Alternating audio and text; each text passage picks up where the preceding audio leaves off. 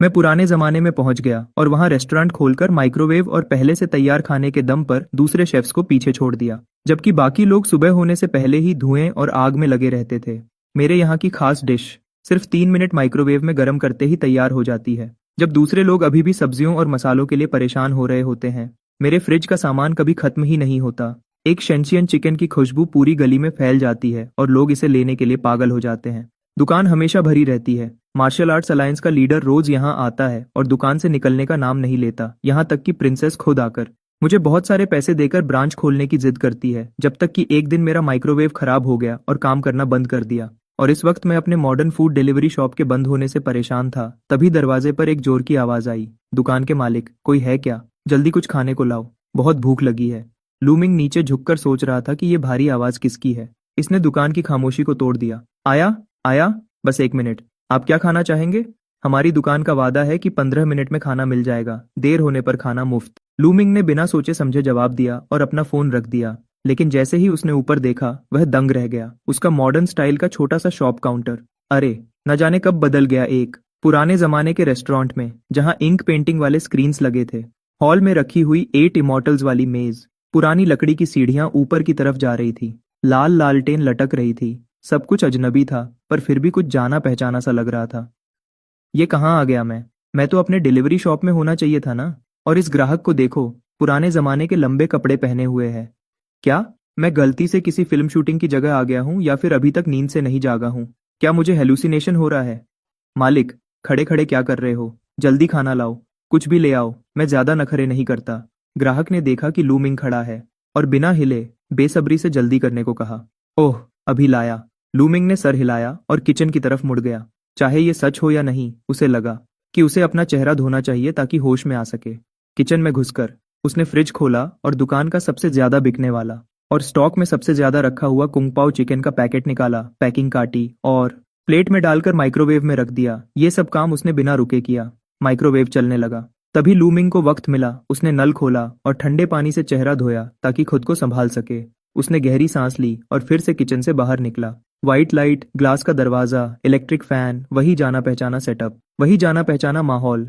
लगता है अभी जो हुआ वह सिर्फ एक हेलुसिनेशन था। वह ग्राहक तो वहां था ही नहीं। रुको, अगर ग्राहक वहां नहीं था तो वह कुंग पाओ चिकन की प्लेट बेकार में गर्म हो गई। छोड़ो, मैं खुद ही खा लूंगा, वैसे भी रात का खाना नहीं खाया था। लूमिंग ने सर हिलाया और वापस किचन की तरफ गया। ठीक 3 साढ़े 3 मिनट बाद गर्म होना खत्म हो गया। माइक्रोवेव से एक लालच भरी खुशबू आने लगी। उसने चॉपस्टिक्स उठाई और एक चिकन का टुकड़ा उठाया। चक्कर देखा। भले ही ये पहले से तैयार खाना था, पर स्वाद सच में अच्छा था। बस ये नहीं पता कि इसमें कितने केमिकल्स मिले होंगे। हॉल में लूमिंग के किचन में जाने के बाद सिर्फ वह भूखा ग्राहक अकेला बचा था जो भूख से तड़प रहा था। अगर इतनी भूख नहीं लगी होती तो मैं कभी इस घटिया दुकान में नहीं आता। पहले पता होता तो जल्दी के चक्कर में ये रास्ता नहीं चुनता। इस बेकार जगह पर न खाने को कुछ है, न रहने की जगह। रहने बात है। ये तो एक बड़ा धोखा है। अगर मैं दूसरे रास्ते से जाता तो अब तक किसी अच्छे होटल में आराम से बैठकर गर्म खाना खा रहा होता। वैसे पड़ोस के कस्बे वाले होटल में कुछ डिशेस तो काफी स्वादिष्ट होती हैं। वे लोग नए डिशेस भी लाते रहते हैं जो हम जैसे पुराने लोगों को पसंद आती है। और इस जगह को देखो, न छोटा न बड़ा, 6 मेज हैं जो धूल से भरी और गंदी हैं। कोने में तो मकड़ी के जाले भी दिख रहे हैं। देखकर ही लग रहा है कि यहाँ बहुत समय से सफाई नहीं हुई है, या फिर यहाँ कोई ग्राहक आता ही नहीं है। ऐसी दुकान, और ऊपर से कह रहे हैं कि 15 मिनट में खाना देंगे।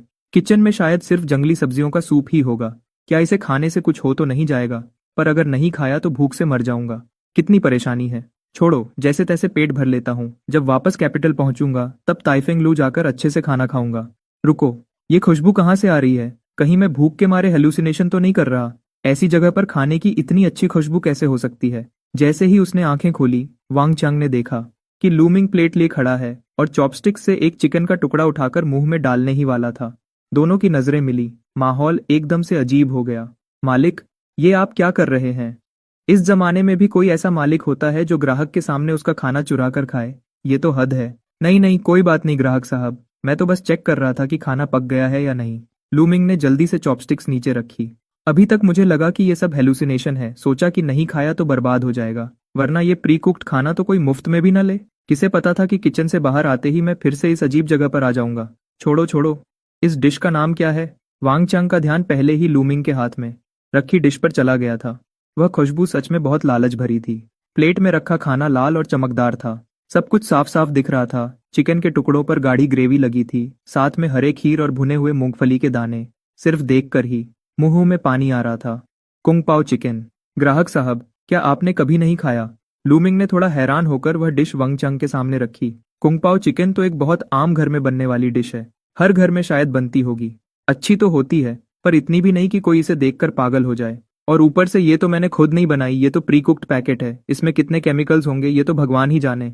पर सामने वाला इंसान इसे इतना स्वादिष्ट मान रहा है। क्या मैं सच में किसी दूसरे जमाने में आ गया हूँ? मैंने आज तक इतनी रंग बिरंगी और खुशबूदार डिश नहीं देखी। ये बहुत ही लाजवाब है। वांग चंग ने बिना देरी किए एक चिकन का टुकड़ा उठाया। जैसे ही मुंह में डाला, उसकी आंखें बड़ी हो गईं। ऐसा लगा जैसे कोई जिंदा मुर्गी उसकी जीभ पर उछल रही हो। मुलायम चिकन मुंह में घुल गया। मुंह में चिकन का असली स्वाद भर गया। ये तो बहुत ही बढ़िया था। चिकन के अलावा वह हरा खीर बहुत ही क्रंची था, जिसने डिश को स्वादिष्ट और हल्का बना दिया। बाकी जो चीजें थीं, वह भी अच्छे से भुनी हुई थी, बहुत ही क्रिस्पी और स्वादिष्ट। अगर इस वक्त एक बॉटल अच्छी शराब मिल जाए तो ये तो जन्नत जैसा हो जाएगा। पर एक छोटे से शॉप में अगर एक डिश इतनी अच्छी मिल जाए तो वही बहुत है, और ज्यादा की उम्मीद क्या करें। वैसे भी इस दुकान में शराब नहीं मिलती। आखिर ये एक डिलीवरी शॉप है, कौन सी डिलीवरी शॉप शराब बेचती है? ग्राहक साहब, आपको पसंद आया, ये अच्छा लगा। वांग चांग को इतने मजे से खाते देख लूमिंग को थोड़ी शर्म आने लगी। 5 रुपए का एक पैकेट वाला प्री कुक्ड खाना, ये तारीफ के लायक तो बिल्कुल नहीं है। वह खुशबू तो शायद किसी इंडस्ट्रियल फ्लेवर की वजह से होगी, और चिकन का मुलायम होना न जाने कौन सी टेक्नोलॉजी का कमाल है। सबसे डर की बात तो यह है कि इस पैकेट की एक्सपायरी डेट 2 साल की है। अब तो 1.5 साल बीत चुके हैं। सोचो, 2 साल तक बचाने के लिए कितने प्रिजर्वेटिव्स डाले होंगे। बेशक दाम भी वैसा ही है, 5 रुपए का एक पैकेट जिसमें सब कुछ है। जब तक किसी की तबीयत खराब न हो तब तक ये तारीफ के लायक है। बहुत स्वादिष्ट, बहुत ही ज्यादा स्वादिष्ट। मैंने आज तक इतना स्वादिष्ट खाना कभी नहीं खाया। एक और प्लेट लाओ। नहीं, मुझे 10 और प्लेट्स दो। वांग चांग ने तेजी से प्लेट चाट कर साफ कर दी और बड़े हौसले से कहा, इस डिश का स्वाद सच में बहुत अच्छा है, बस इसकी क्वांटिटी थोड़ी कम है। जहां तक दाम की बात है, मुझे उससे कोई फर्क नहीं पड़ता। ठीक है, आप थोड़ा इंतजार कीजिए। किचन में वापस लौटकर फ्रिज खोला, पैकिंग हटाई और प्लेट में सजाया। माइक्रोवेव में रखा और 30 सेकंड में डिफ्रॉस्ट किया। 3 मिनट तक गर्म किया। ये पूरा प्रोसेस इतना अनुभवपूर्ण था कि देखने वाला हैरान रह जाए। 10 माइक्रोवेव एक साथ चलने लगे, और इस बीच के समय में लूमिंग को आखिरकार सोचने का वक्त मिला कि आने और जाने के बाद जो अजीब सा अंतर था वो क्या था। समस्या शायद इस बात में थी कि मैं कौन सा दरवाजा इस्तेमाल कर रहा हूँ। क्योंकि किचन का एरिया बड़ा है, पिछले हिस्से में 2 दरवाजे हैं। एक सीधा दुकान के फ्रंट हॉल में खुलता है, जहां से बाहर निकलने पर आम डिलीवरी शॉप दिखती है, और दूसरा वो एक मोड़ लेकर सीढ़ियों के नीचे से निकलता है, जिसे मैंने खुद ऊपर आराम करने के लिए बनाया था। कौन सोच सकता था कि अब ऐसी अनोखी घटना होगी। इस दरवाजे से बाहर निकलकर मैं सच में प्राचीन काल में पहुंच गया। लूमिंग ने फिर से सर बाहर निकालकर कुछ बार कोशिश की, और सच में जो दरवाजा सीधा फ्रंट हॉल में जाता है, वहां बाहर अब भी वही मॉडर्न दुकान है, और जो दरवाजा सीढ़ियों के नीचे से निकलता है, वहां से वापस उस अनजान प्राचीन समय में पहुंच जाता हूँ। मैं सच में ट्रैवल कर सकता हूँ। माइक्रोवेव के खत्म होने की आवाज आई, जिसने लूमिंग को उस ख्यालों की दुनिया से वापस हकीकत में खींच लिया। उसने अपने कपड़े ठीक किए और 10 प्लेट्स कुंग पाओ चिकन माइक्रोवेव से बाहर निकाली। चाहे कुछ भी हो, पहले इस ग्राहक की सेवा करनी होगी, बाकी बातें दुकान बंद करने के बाद आराम से सोचेंगे। ट्रे लेकर किचन से बाहर निकला। लूमिंग ने फिर से वांग चांग को देखा, जो प्लेट चाट रहा था। छोड़ो, शुक्रिया। ग्राहक, इसकी कोई जरूरत नहीं है। लूमिंग ने चेहरे पर मुस्कुराहट बनाए रखी, लेकिन मन ही मन सोचने लगा, ये आदमी दिखने में तो काफी सभ्य लगता है, फिर ये भूखा क्यों लग रहा है, जैसे कई जन्मों से खाना न खाया हो। उस प्लेट को तो न जाने कितनी बार चाट चुका है। हम्फ, दुकानदार, तुम्हारा खाना परोसने का तरीका सच में बहुत तेज है। वांग चांग को भी थोड़ी शर्मिंदगी हुई। मैं आमतौर पर ऐसा नहीं हूँ। यहाँ तक कि राजधानी के टाइफेंग लू में खाना खाते वक्त भी मैं ज्यादा से ज्यादा प्लेट साफ करता हूँ। प्लेट चाटना तो दूर की बात है, आखिर मैं भी एक इज्जतदार आदमी हूँ। प्लेट चाटने जैसा काम आम हालातों में मैं कभी नहीं कर सकता, लेकिन क्या करूँ। इस छोटी सी दुकान का खाना इतना खुशबूदार और स्वादिष्ट है, खास तौर पर वो सॉस, जितना चखो उतनी लत लगती है, पता ही नहीं चला। और कोई बात नहीं, कोई बात नहीं। हमारी दुकान की खासियत ही यही है कि खाना जल्दी मिलता है। ग्राहक, ये रही आपकी 10 प्लेट्स कुंग पाओ चिकन। क्या कुछ और चाहिए? लूमिंग ने अपने चेहरे के भावों को संभाला। मैं ट्रेंड हूँ, कितनी भी हंसी की बात हो मैं हंसी रोक सकता हूँ। इस तरह के नज़ारे को मैं संभाल सकता हूँ। बेशक अगर वांग चांग ने चाटना जारी रखा तो फिर कह नहीं सकता, नहीं चाहिए। रुको, क्या तुम्हारे पास चावल है? वांग चांग ने हाथ हिलाया। इस तरह की छोटी सी गांव की दुकान में एक सिग्नेचर डिश मिल जाए वही बहुत है, खास तौर पर इस स्पीड को देखकर अंदाजा है कि कुंग पाओ चिकन ही इनकी बेस्ट डिश होगी। बाकी डिशेस तो मैं देखना भी नहीं चाहता, लेकिन सोचा कि उस सॉस के साथ चावल मिलाकर खाना बहुत अच्छा रहेगा। हाँ ग्राहक, बिल्कुल है। लूमिंग ने जल्दी से सर हिलाया। सफेद चावल शायद मेरी दुकान की इकलौती ऐसी चीज है जो पहले से बनी हुई नहीं है। आखिरकार चावल महंगे नहीं होते और बनाना भी आसान है, इसलिए पहले से बने चावल की जरूरत नहीं है। और ये चावल तो मैंने एक बड़े शेफ से सीखे हैं। गर्म पानी में लकड़ी के बर्तन में चावल भिगोना, 2 बूंद तिल का तेल डालना और ऊपर से 1-2 टुकड़े खास तौर पर बनी हुई सॉसेज रखना। वो पैकिंग वाली सॉसेज नहीं, बल्कि घर पर बनी हुई सबसे अच्छा सुअर का मांस चुनकर उसे काट कर और केसिंग में भरकर सूरज की रोशनी में पूरे 81 दिन तक सुखाई गई टॉप क्लास सॉसेज। इस सॉसेज के साथ बनाए गए चावल में हल्की सी मिठास और मांस की खुशबू होती है। क्या बताऊं कितने स्वादिष्ट होते हैं। बेशक चावल भी खस चुने गए हैं, वही आम लेकिन खस वुचंग चावल। पकने के बाद चावल चमकदार, भरे हुए, खुशबूदार, नरम और स्वादिष्ट होते हैं। मिठास भी सही होती है और हर दाना अलग अलग होता है। इसे चावल में सबसे बेहतरीन माना जा सकता है। सबसे जरूरी ये है कि इसका वैल्यू फॉर मनी बहुत अच्छा है। टॉप क्लास चावल से तो नहीं तुलना कर सकते, लेकिन ये सस्ता और स्वादिष्ट है। सबसे जरूरी है चावल बनाने का बर्तन, जो कि एक private custom made high and लकड़ी का बर्तन है। इस लकड़ी के बर्तन में बने चावल अपने आप में एक अनोखी खुशबू रखते हैं। तीनों का मिलन स्वाद को लाजवाब बना देता है। यही वजह है कि वही प्री कुक्ड खाना बेचने के बावजूद मेरी दुकान की डिलीवरी दिन में हजारों बार बिकती है। कुछ ग्राहक तो सिर्फ इस चावल के लिए आते हैं, और कुछ लोग, हालांकि उन्हें एहसास नहीं कि यह चावल का कमाल है, और कुछ लोग तो बिना प्री कुक्ड खाना और स्वादिष्ट हो गया और वो मेरे रेगुलर ग्राहक बन गए। इस वक्त वैसे भी कोई ग्राहक नहीं है, तो मैंने दिन भर गर्म किए हुए चावल निकाल लिए, उसे एक बड़े बर्तन में भर कर दिया। ग्राहक, आपके चावल आ गए। लूमिंग ने चावल का बर्तन पास की मेज पर रख दिया। वांग चांग की मेज पर पहले ही 10 प्लेट्स कुंग पाओ चिकन रखी थी। मेज छोटी थी, जगह नहीं बची थी। मजे से खाना खा रहे वांग चांग ने एक नजर डाली। उस एक नजर ने उसे लगभग दम घुटने पर मजबूर कर दिया। चावल, सफेद चावल, पूरा एक बड़ा बर्तन भर के सफेद चावल। एक बड़ा बर्तन सफेद चावल सामने देखकर मेरा गला रुक गया। मुंह में खाना अटकते अटकते बचा। ग्राहक, क्या हुआ? क्या चावल ज्यादा है? कोई बात नहीं, आप चम्मच से कटोरी में निकालकर खा सकते हैं। जितना मन करे उतना खाइए। लूमिंग ने सोचा कि शायद उसे चावल ज्यादा लग रहे हैं। सोचा जाए तो 10 प्लेट्स कुंग पाओ चिकन, भले ही हर प्लेट की क्वांटिटी कम हो, मिलाकर तो काफी हो जाती है। और ऊपर से इतना बड़ा बर्तन चावल, सच में पेट भर जाएगा। छोड़ो, बचे हुए चावल कल एग फ्राइड राइस बनाने के काम आएंगे। एग फ्राइड राइस तो रात के बचे हुए चावल से ही ज्यादा स्वादिष्ट बनते हैं। नहीं नहीं, मैं ये कहना चाहता था कि तुम्हारे यहाँ तो सफेद चावल इस्तेमाल होते हैं। क्यों नहीं? सफेद चावल नहीं तो क्या इस्तेमाल करूं? लूमिंग ने सर खुजाते हुए थोड़ा हैरानी से पूछा। क्या तुम्हारा ये कस्बा इतना अमीर है? अगर तुम रेस्टोरेंट चला रहे हो तो मुख्य ग्राहक तो आसपास के आम लोग ही होंगे। इस दौर में सफेद चावल आम लोगों के लिए खाना आसान नहीं है। ज्यादातर लोग तो मोटे चावल ही खाते हैं। भूसा और सब्जी खाना कहना शायद थोड़ा बढ़ चढ़कर होगा, लेकिन हर वक्त सफेद चावल खाना तो बिल्कुल नामुमकिन है। जो रोज सफेद चावल खा सके वो तो बड़े घराने के लोग होते हैं। यहाँ तक कि एक आम 7वें दर्जे का अधिकारी भी, अगर वो भ्रष्ट नहीं है, तो उसे भी मोटे अनाज के साथ मिलाकर खाना पड़ता है। हर वक्त सफेद चावल कहाँ मिलते हैं? इतना बड़ा बर्तन सफेद चावल सस्ता तो नहीं होगा। एक पल के लिए मुझे अपनी जेब की चिंता होने लगी। ये स्थिति अचानक नहीं आई, बल्कि कुछ लोगों की मेहनत का नतीजा है। वैसे इस खाने के कितने पैसे हुए?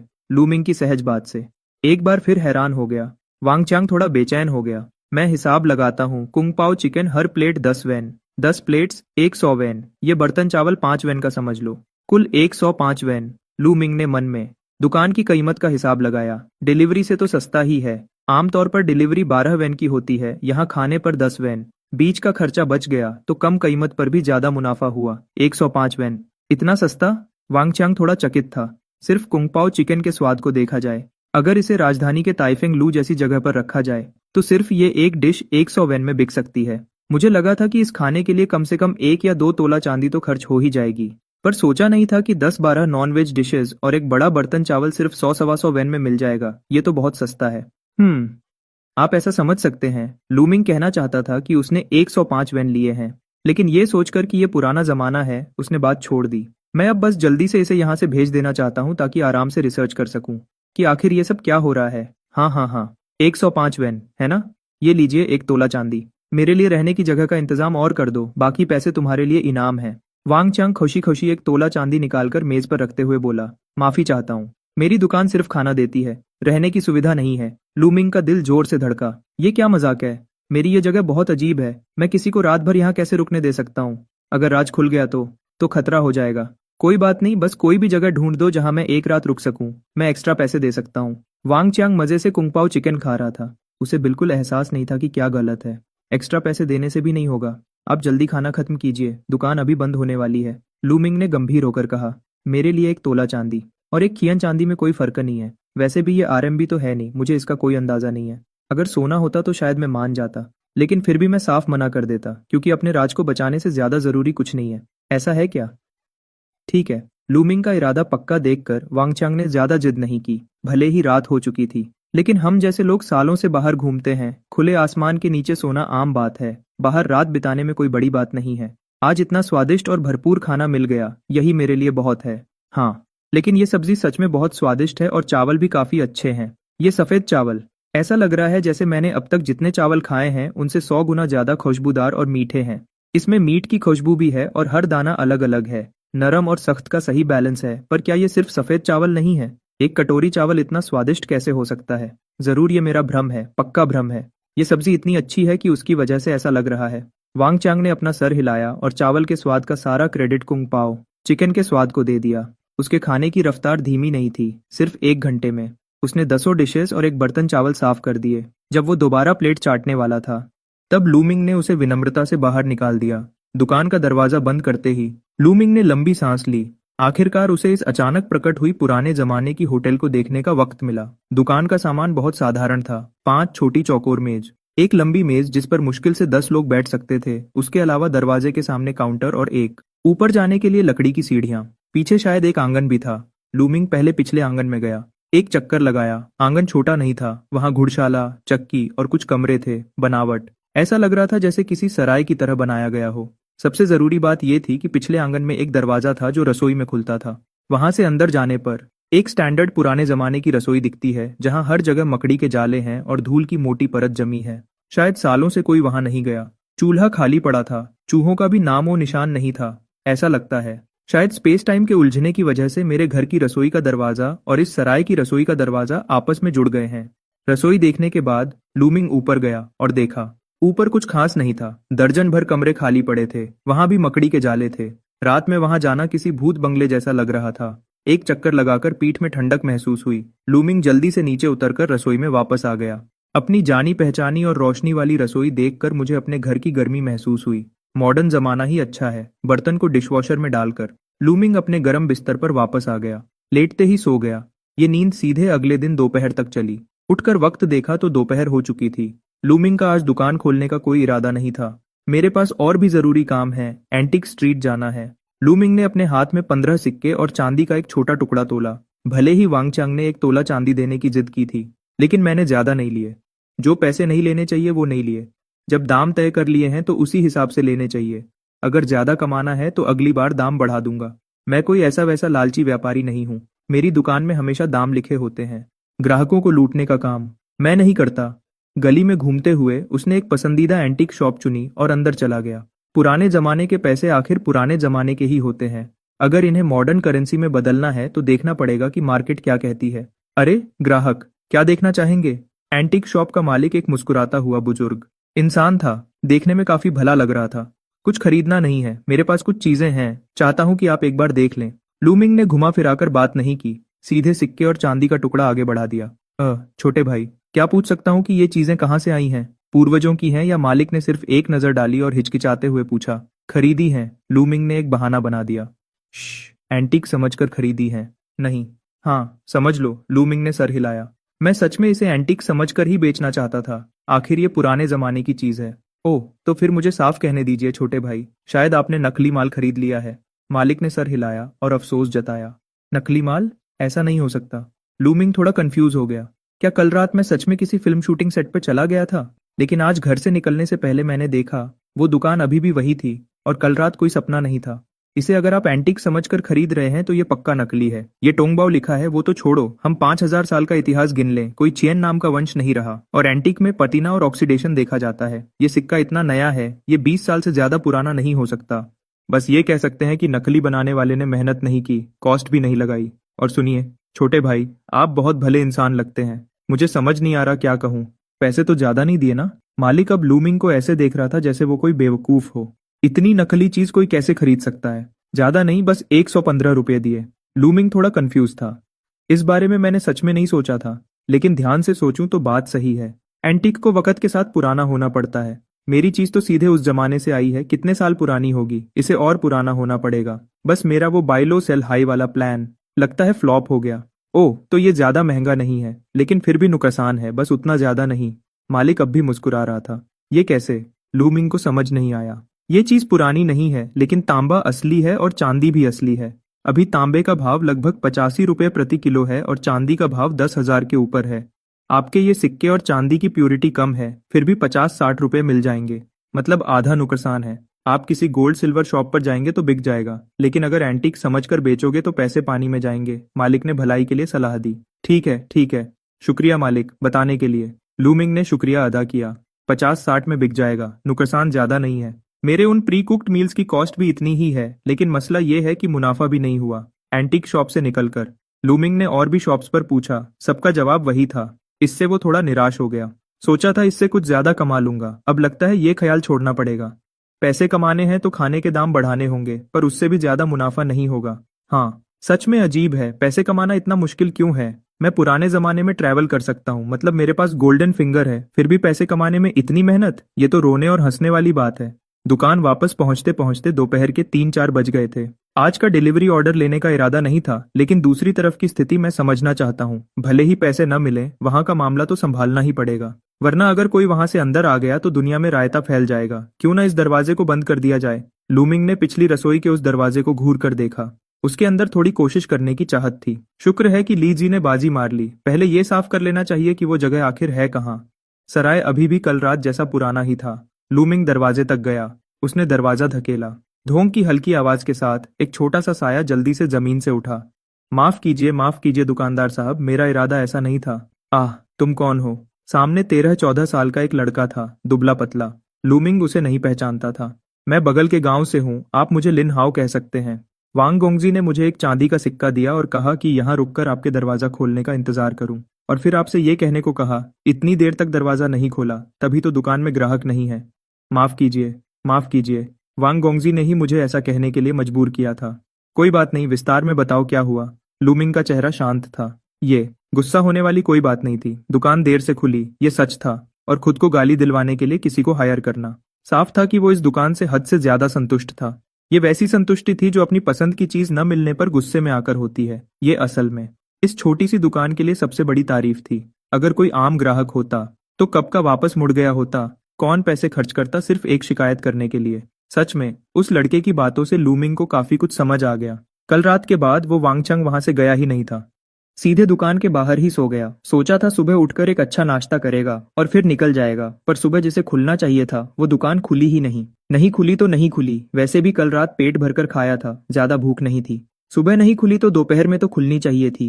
वांगचंग बस इंतजार करता रहा, बस ये सोचकर कि अच्छे से खाना खाकर निकलेगा, पर नतीजा न सिर्फ सुबह दरवाजा नहीं खुला, दोपहर को भी नहीं खुला। देखते ही देखते अगर अब नहीं गया तो आज वापस नहीं पहुंच पाएगा। वांगचांग को हार माननी पड़ी। तभी लिन हाओ जड़ी बूटियां बेचने बाजार आया था।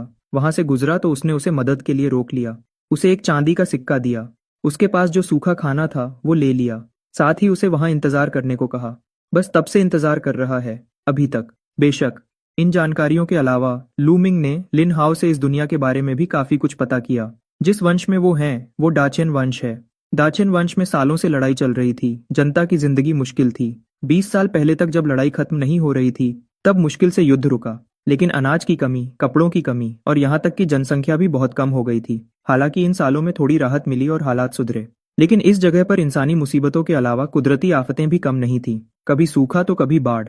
पिछले कुछ सालों में तो फसल बिल्कुल नहीं हुई। बुरा शब्द भी इस हालात को बयान करने के लिए काफी नहीं है। आजकल आम जनता दिन में बस 2 कटोरी जंगली सब्जियों का घोल पीती है। चावल तो बड़े घरों के लोग ही खा सकते हैं, यहाँ तक कि आम जमींदार भी मोटा अनाज और सादा चावल खाकर पेट भरते हैं। सफेद चावल तो त्योहार पर मिलने वाली नायाब चीज है।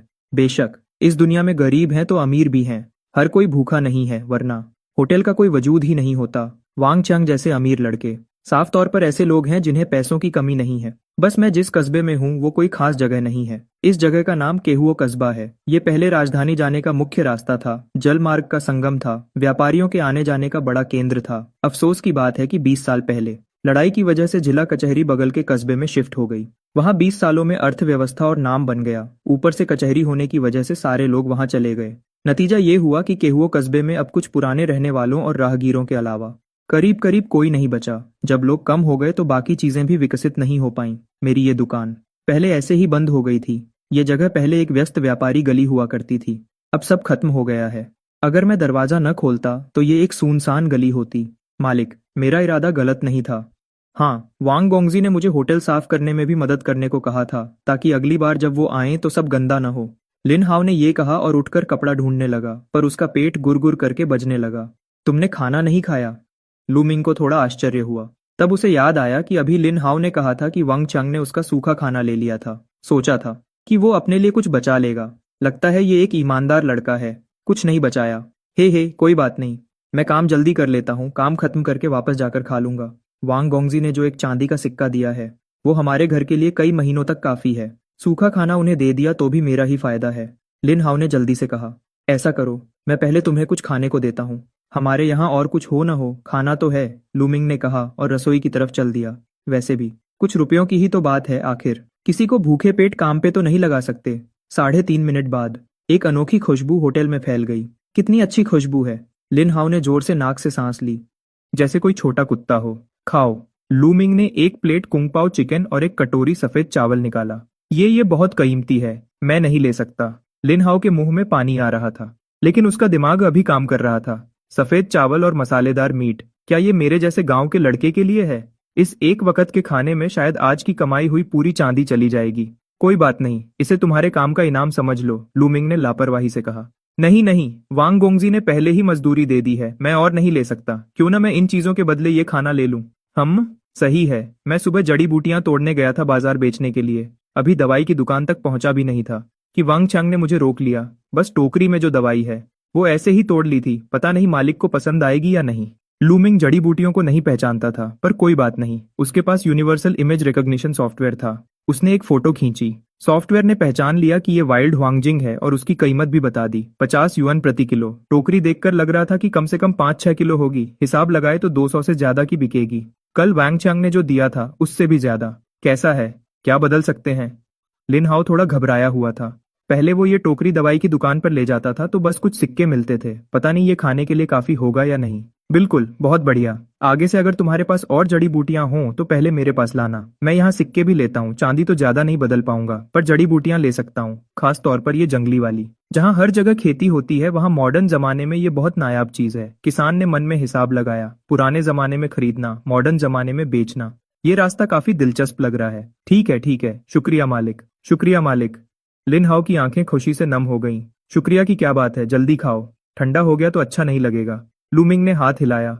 हालांकि पता नहीं पुराने जमाने में जड़ी बूटियां कितनी कीमती हैं, पर पहाड़ों में तो इसकी कीमत नहीं मिलती होगी। जैसे शहर में डूरियन महंगा मिलता है, लेकिन जहां पैदा होता है वहां तो मुफ्त में भी कोई नहीं लेता। ट्रांसपोर्ट का खर्चा ही असली कीमत का बड़ा हिस्सा होता है। पर मेरी तरफ तो अलग है। मॉडर्न जमाने में ट्रांसपोर्ट आसान है, कुरियर की सुविधा है। सबसे ज्यादा कमी जंगली चीजों की ही है। अगर सही रास्ता मिल जाए तो इंटरनेट पर जंगली जड़ी बूटियां और भी अच्छी कीमत में बिक सकती हैं। जब लिन हाओ पेट भरकर खाना खा रहा था तभी सुनसान गली में घोड़े के टपटप की आवाज आई। बैकग्राउंड म्यूजिक बज रहा है। दीदी, यहाँ मिल गया। यहाँ एक दुकान है, खुशबू यहीं से आ रही है, पर यह दुकान बहुत गंदी लग रही है। क्या हमें चलना चाहिए? नहीं जाओ, नहीं जा सकते। मेरी गलती है, सब मेरी गलती है, मैं साफ नहीं कर पाया। जब नौकरानी को जाते हुए सुना, लूमिंग ने ज्यादा रिएक्ट नहीं किया। वैसे भी ज्यादा कमाई नहीं होनी थी। उसके कुंगपाओ चिकन की खुशबू सीधे दरवाजे तक पहुंच गई। यहाँ तक कि दरवाजे पर खड़ी नौकरानी भी नाक से सांस लेने से खुद को नहीं रोक पाई। दीदी, खुशबू तो बहुत अच्छी है, पर यह साफ नहीं है, हमें चलना चाहिए। मैं ट्रेंड हूँ, हमेशा दीदी का ख्याल रखती हूँ। मेरी दीदी कितनी कीमती हैं, वो इस गंदी दुकान का खाना कैसे खा सकती हैं? इस वेटर को देखकर ही पता चल रहा है, दुकान बिल्कुल साफ नहीं होगी। असल में मैं शुरू से ही नहीं आना चाहती थी, पर दीदी जो कभी खाना नहीं खाती, उन्होंने मुश्किल से हाँ कहा था। अगर वो खुशबू का स्रोत ढूंढना चाहते हैं तो मैं उन्हें रोक नहीं सकता। मुझे लगा था कि ये कोई नया खुला हाई एंड रेस्टोरेंट होगा। किसे पता था कि ये इतनी पुरानी और छोटी सी दुकान होगी।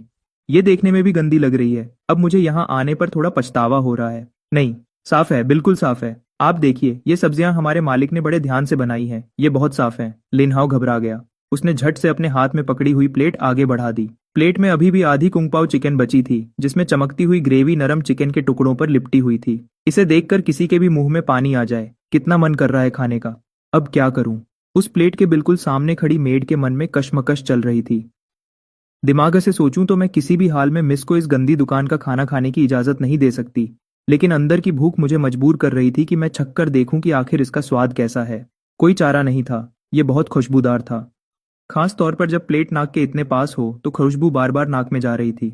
मिस, क्या मैं चिंग्या ने थूक निकली? वो बस कहने ही वाली थी कि क्या वो खुद पहले चक्कर देख ले कि तभी अंदर से दुकानदार की आवाज आई। लिन हाओ, अगर ग्राहक नहीं खाना चाहते तो वापस आ जाओ। मेरे यहाँ का खाना सच में ज्यादा साफ नहीं है। ये लोग बड़े घर के हैं, बहुत नाजुक हैं। अगर इनकी तबीयत खराब हो गई तो मैं हर्जाना नहीं भर पाऊंगा। लूमिंग जब ये कह रहा था तो वो बिल्कुल सच कह रहा था। ये तो प्री मेड खाना है, किसे पता ये कैसे बना है। अगर इसमें कोई गंदी चीज हुई तो कौन जिम्मेदार होगा? बाकी लोग तो ठीक हैं। जैसे आजकल के लोग रोज बाहर का खाना और प्री मेड खाना खाते हैं, वो तो आदी हो चुके हैं। उनके लिए मुझे चिंता करने की जरूरत नहीं है। वैंग चंग देखने से ही मार्शल आर्टिस्ट लगता है, वरना वो एक बार में इतना सारा खाना नहीं खा सकता था, इसलिए उसकी भी चिंता नहीं है। और लिन हाओ, वो तो मोटा अनाज और जंगली सब्जियां खाकर बड़ा हुआ है, उसकी तो और भी चिंता नहीं है। जो खाना उसे बीमार नहीं करेगा वो उसे और मजबूत बनाएगा। लेकिन इस कैरेज में बैठी ये मेड, इसके नौकर और कैरेज के तौर तरीके से पता चलता है कि ये किसी बड़े घर की बड़ी बेटी है। ऐसी लड़की जो हमेशा नेचुरल, ग्रीन और सेफ खाना खाने की आदी हो। अगर वो मेरे यहाँ का इंडस्ट्रियल टेक्नोलॉजी वाला प्रीमेड खाना खाएगी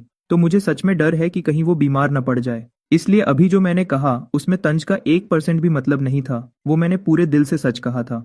दुकानदार साहब, माफी चाहती हूँ, मेरी मेड को बात करने की तमीज नहीं है। ये खाना मुझे चाहिए। मिस, मैं मजाक नहीं कर रहा, मेरे यहाँ का खाना सच में साफ नहीं है। आप बिल्कुल मत खाइए, इसे खाने से आपका पेट खराब हो जाएगा, हो सकता है आप बीमार भी पड़ जाएं। लूमिंग ने अच्छी नीयत से समझाया। मैं सच में मुसीबत नहीं चाहता था, लेकिन इतनी सीधी सफाई सुनने में और भी ज्यादा तंज जैसी लग रही थी। कौन सा रेस्टोरेंट का मालिक ऐसा होगा जो कहेगा कि उसका खाना साफ नहीं है? मैं समझ गई, उस पवित्र आवाज वाली लड़की ने शांति से कहा। समझ गई तो अच्छी बात है, समझ गई तो अच्छी बात है। लूमिंग को लगा कि कैरेज में बैठे इंसान को बात समझ आ गई और उसने राहत की सांस ली। दुकानदार, हम एक ताइल चांदी देंगे तुम्हारी एक डिश के लिए, बाकी पैसे मेरी मेड की बदतमीजी के लिए हर्जाना समझ लेना। चिंग्या ने पैसे दिए। मिस, क्या एक ताइल कुछ ज्यादा नहीं है? चिंग्या नाम की मेड ने थोड़ा अनिच्छा से कहा। ये खाना कितना भी अच्छा क्यों ना हो, एक ताइल चांदी से ज्यादा का नहीं है। पैसे दो। अपनी मेड के सामने उसकी आवाज इतनी नरम नहीं थी, बल्कि गंभीर थी। साफ था कि वो इस मामले को जल्दी खत्म करना चाहती थी। मैं उम्मीद और प्रशंसा से अपने मालिक को देख रहा था। इतनी देर में ही मालिक ने एक ताइल चांदी कमा ली। अगर मैं डॉक पर जाकर बोझ उठाता तो कम से कम 1 या 2 महीने लग जाते, लेकिन मालिक ने बस एक वक्त के खाने में ही कमा लिए। वो तो मेरे लिए भगवान जैसे हैं। नहीं नहीं, मेरा वो मतलब नहीं था। मेरे यहाँ का खाना सच में असुरक्षित है, मैं इसे बेच नहीं सकता। अगर आपका पेट खराब हो गया तो कौन जिम्मेदार होगा? लूमिंग को अचानक मिले पैसे से कोई खुशी नहीं हुई, उसे मुसीबत का डर था। और मुझे सच में अपने प्रीमेड खाने पर भरोसा नहीं है। 5 रुपए का एक पैकेट, क्वालिटी की तो कोई गारंटी ही नहीं है। कोई बात नहीं, अगर तबीयत खराब हुई तो वो मेरी गलती होगी, दुकानदार को जिम्मेदार नहीं ठहराया जाएगा। कैरेज के अंदर से आवाज सुनाई दी, जैसे उसे कोई परवाह न हो। मैं अभी भी थोड़ा और समझाने की कोशिश करना चाहता था। 10 तायल। कैरेज में बैठे इंसान का सब्र अब खत्म हो गया था। खत्म। बस एक सू की आवाज आई और एक चांदी का सिक्का कैरेज से बाहर उड़ा, बिना किसी चूक के सीधा लूमिंग के हाथ में आ गिरा। उसने वजन तोला, न कम न ज्यादा, पूरे 10 तायल। तो फिर मैं पहले ही बता देता हूँ, अगर तबीयत खराब हुई तो वापस आकर मुझे परेशान मत करना। लूमिंग ने दिल कड़ा किया। पैसे मिल रहे हैं तो मना करना बेवकूफी है। मैं पैसे थोड़ी ठुकराऊंगा, वैसे भी सबने खाया है, कोई वजह नहीं कि ये नाजुक लड़की इसे न खा सके। ये कहकर लूमिंग किचन की तरफ मुड़ गया। वही पुरानी प्रोसेस, और जल्द ही कुंग पाओ चिकन का एक बोल तैयार हो गया। पहले कुछ ग्राहकों की पसंद को ध्यान में रखते हुए लूमिंग ने लकड़ी के पैकिंग बॉक्स खरीदे थे। अब वो काम आ गए। थोड़ी ही देर में कुंग पाओ चिकन का एक बॉक्स और साथ में चावल का एक बॉक्स पैक हो गया। मिस, आप बिल्कुल मत खाइएगा, मेरा खाना सच में साफ नहीं है। लूमिंग ने हाथ में भारी चांदी पकड़कर खुशी खुशी दूर जाती कैरेज को एक और बार चेतावनी दी। मिस, ये आदमी बहुत बदतमीज है, अपनी बात पर अड़ा हुआ है। चिंग्या कैरेज के साथ चल रही थी और पीछे से आती आवाज सुनकर उसे लगा कि लूमिंग अभी भी उसका मजाक उड़ा रहा है। वो गुस्से में पैर पटकने लगी। बार बार ये कहना कि उसका खाना साफ नहीं है, क्या ये उसकी बात का मजाक उड़ाना नहीं है? उन्होंने इतने पैसे भी दे दिए, फिर भी ये दुकानदार मजाक उड़ा रहा है। कितना घटिया इंसान है। रहने दो, अगली बार से हम उसकी दुकान पर नहीं जाएंगे। मिस की आवाज अभी भी साफ और शांत थी, जैसे कोई हलचल न हो। तो मिस, इस खाने का क्या करें? क्या मैं पहले चक्कर देख लूं कि कोई दिक्कत तो नहीं? चिंग्या इसे फेंकना चाहती थी, लेकिन दिल नहीं मान रहा था। कोई चारा नहीं था। खुशबू बहुत ज्यादा थी और खाना देखने में भी बहुत स्वादिष्ट लग रहा था। मिस की आवाज हवा के झोंके जैसी हल्की थी। बहुत अच्छा। मिस की इजाजत मिलते ही चिंग्या ने और इंतजार नहीं किया और झट से बॉक्स खोल दिया। फा की हल्की आवाज के साथ ढक्कन खुला और गर्मा गर्म खुशबू एक छोटे तूफान की तरह बाहर आई, सीधा नाक में घुस गई। बॉक्स के बीच में कुंग पाओ चिकन शांति से रखा था, जैसे कोई कलाकृति हो। छोटे टुकड़ों में कटा हुआ चिकन नरम और सुनहरा था, हर टुकड़ा चमक रहा था और अपनी स्वादिष्ट होने की कहानी सुना रहा था। गाढ़ी हुई ग्रेवी एक सुंदर लिबास की तरह चिकन पर लिपटी हुई थी। हर टुकड़ा रसीला था, जिसे देखकर नजर हटाना मुश्किल था। चिंग्या ने ध्यान से चिकन का एक टुकड़ा उठाया और मुंह में डाला। पल भर में ही स्वादिष्ट स्वाद जीभ पर फैल गया। चिकन नरम और रसीला था। स्वाद इतना बढ़िया था कि बार बार खाने का मन करे। दूसरे बॉक्स में सफेद चावल के दाने अलग अलग दिख रहे थे, जैसे मोती हों। हर दाने में हल्की सी मीट की खुशबू थी जो भूख बढ़ा रही थी। चिंग्या ने चॉपस्टिक से थोड़े चावल उठाए और चखकर देखा। चावल नरम और मीठे थे। कुंग पाओ चिकन के साथ ये बिल्कुल परफेक्ट मैच था। चिंग्या, जो सिर्फ मिस के लिए टेस्ट करने वाली थी, एक के बाद एक निवाला लेती गई और रुक ही नहीं पाई। जल्द ही कैरेज एक हवेली के सामने रुक गई। दरवाजे पर सू लिखा हुआ था। ये वही मशहूर सू परिवार था। कैरेज में बैठी लड़की सू परिवार की बड़ी बेटी सू जिन्हे थी। मिस, हम घर पहुंच गए। ओ नहीं। क्या हुआ? इतनी घबराई हुई क्यों हो? बुरा हुआ, बहुत बुरा हुआ। मैंने गलती से सारा खाना खा लिया। अब क्या होगा? क्या मैं वापस जाकर एक और बॉक्स ले आऊं? चिंग्या गुस्से में पैर पटकने लगी। सिर्फ वही लोग जानते हैं जिन्होंने इसे खाया है कि ये कितना स्वादिष्ट था। लेकिन मैं तो बस खुद ही खाती रही। मैं तो मिस के लिए बचाना ही भूल गई। ये तो बहुत बड़ा पाप हो गया। जरूरत नहीं है, बस एक डिश ही तो थी। किस्मत में होगी तो मिल जाएगी, नहीं तो कोई बात नहीं। और वैसे भी तुमने ही तो कहा था कि अब वहां कभी नहीं जाओगी, सुजिन्हे ने थोड़ा हैरानी से पूछा। उसकी मेड ऐसी लालची नहीं थी। आज इसे क्या हो गया है? लेकिन मिस, ये सच में बहुत ज्यादा स्वादिष्ट था। कितना भी स्वादिष्ट हो, आखिर एक डिश ही तो थी। चलो घर के अंदर चलो। मैं अमीर घर में पली बढ़ी हूँ, क्या कुछ नहीं खाया होगा? इसलिए मुझे इसमें कोई खास दिलचस्पी नहीं थी, बस थोड़ी देर के लिए मन हुआ था। लेकिन दुकानदार ने बार बार तंज कसे। मैं भी कोई पत्थर की मूर्ति नहीं हूँ। दिल में थोड़ा गुस्सा तो था ही। वैसे भी मेरा खाने का इरादा नहीं था। अब जब खाना खत्म हो गया है तो और भी कोई परवाह नहीं है। लेकिन मिस, वो खाना सच में बहुत स्वादिष्ट था। चिंग्या अभी भी समझाने की कोशिश कर रही थी। सब्जी मैंने खाई थी, सिर्फ मुझे ही पता है कि उसका स्वाद कितना लाजवाब था। उसने मुझे और खाने के लिए मजबूर कर दिया। रहने दो, वापस घर चलो। रेस्टोरेंट में सू जिंगहोंग से मिलने के बाद लिन हाओ बेचैन हो गया। उसने सफाई शुरू कर दी। उसने पानी भरा, कपड़ा उठाकर हर कोने को जोर जोर से रगड़कर साफ करने लगा। हर जगह को कम से कम 4 बार साफ किया। फर्श को भी नहीं छोड़ा। ऐसा लग रहा था जैसे वह फर्श को शीशे की तरह चमकाना चाहता हो। दरवाजे पर लगे साइनबोर्ड को भी इतना चमकाया कि वह चमकने लगा। दूर से देखने पर ही वह बहुत साफ और बढ़िया लग रहा था। बेशक इतनी मेहनत से काम करने का नतीजा सामने आ गया। रात हो चुकी थी। पहली मंजिल मुश्किल से साफ हो पाई थी, दूसरी मंजिल को तो छुआ तक नहीं गया था। बस करो, अब और मत रगड़ो। लूमिंग ने समय देखा।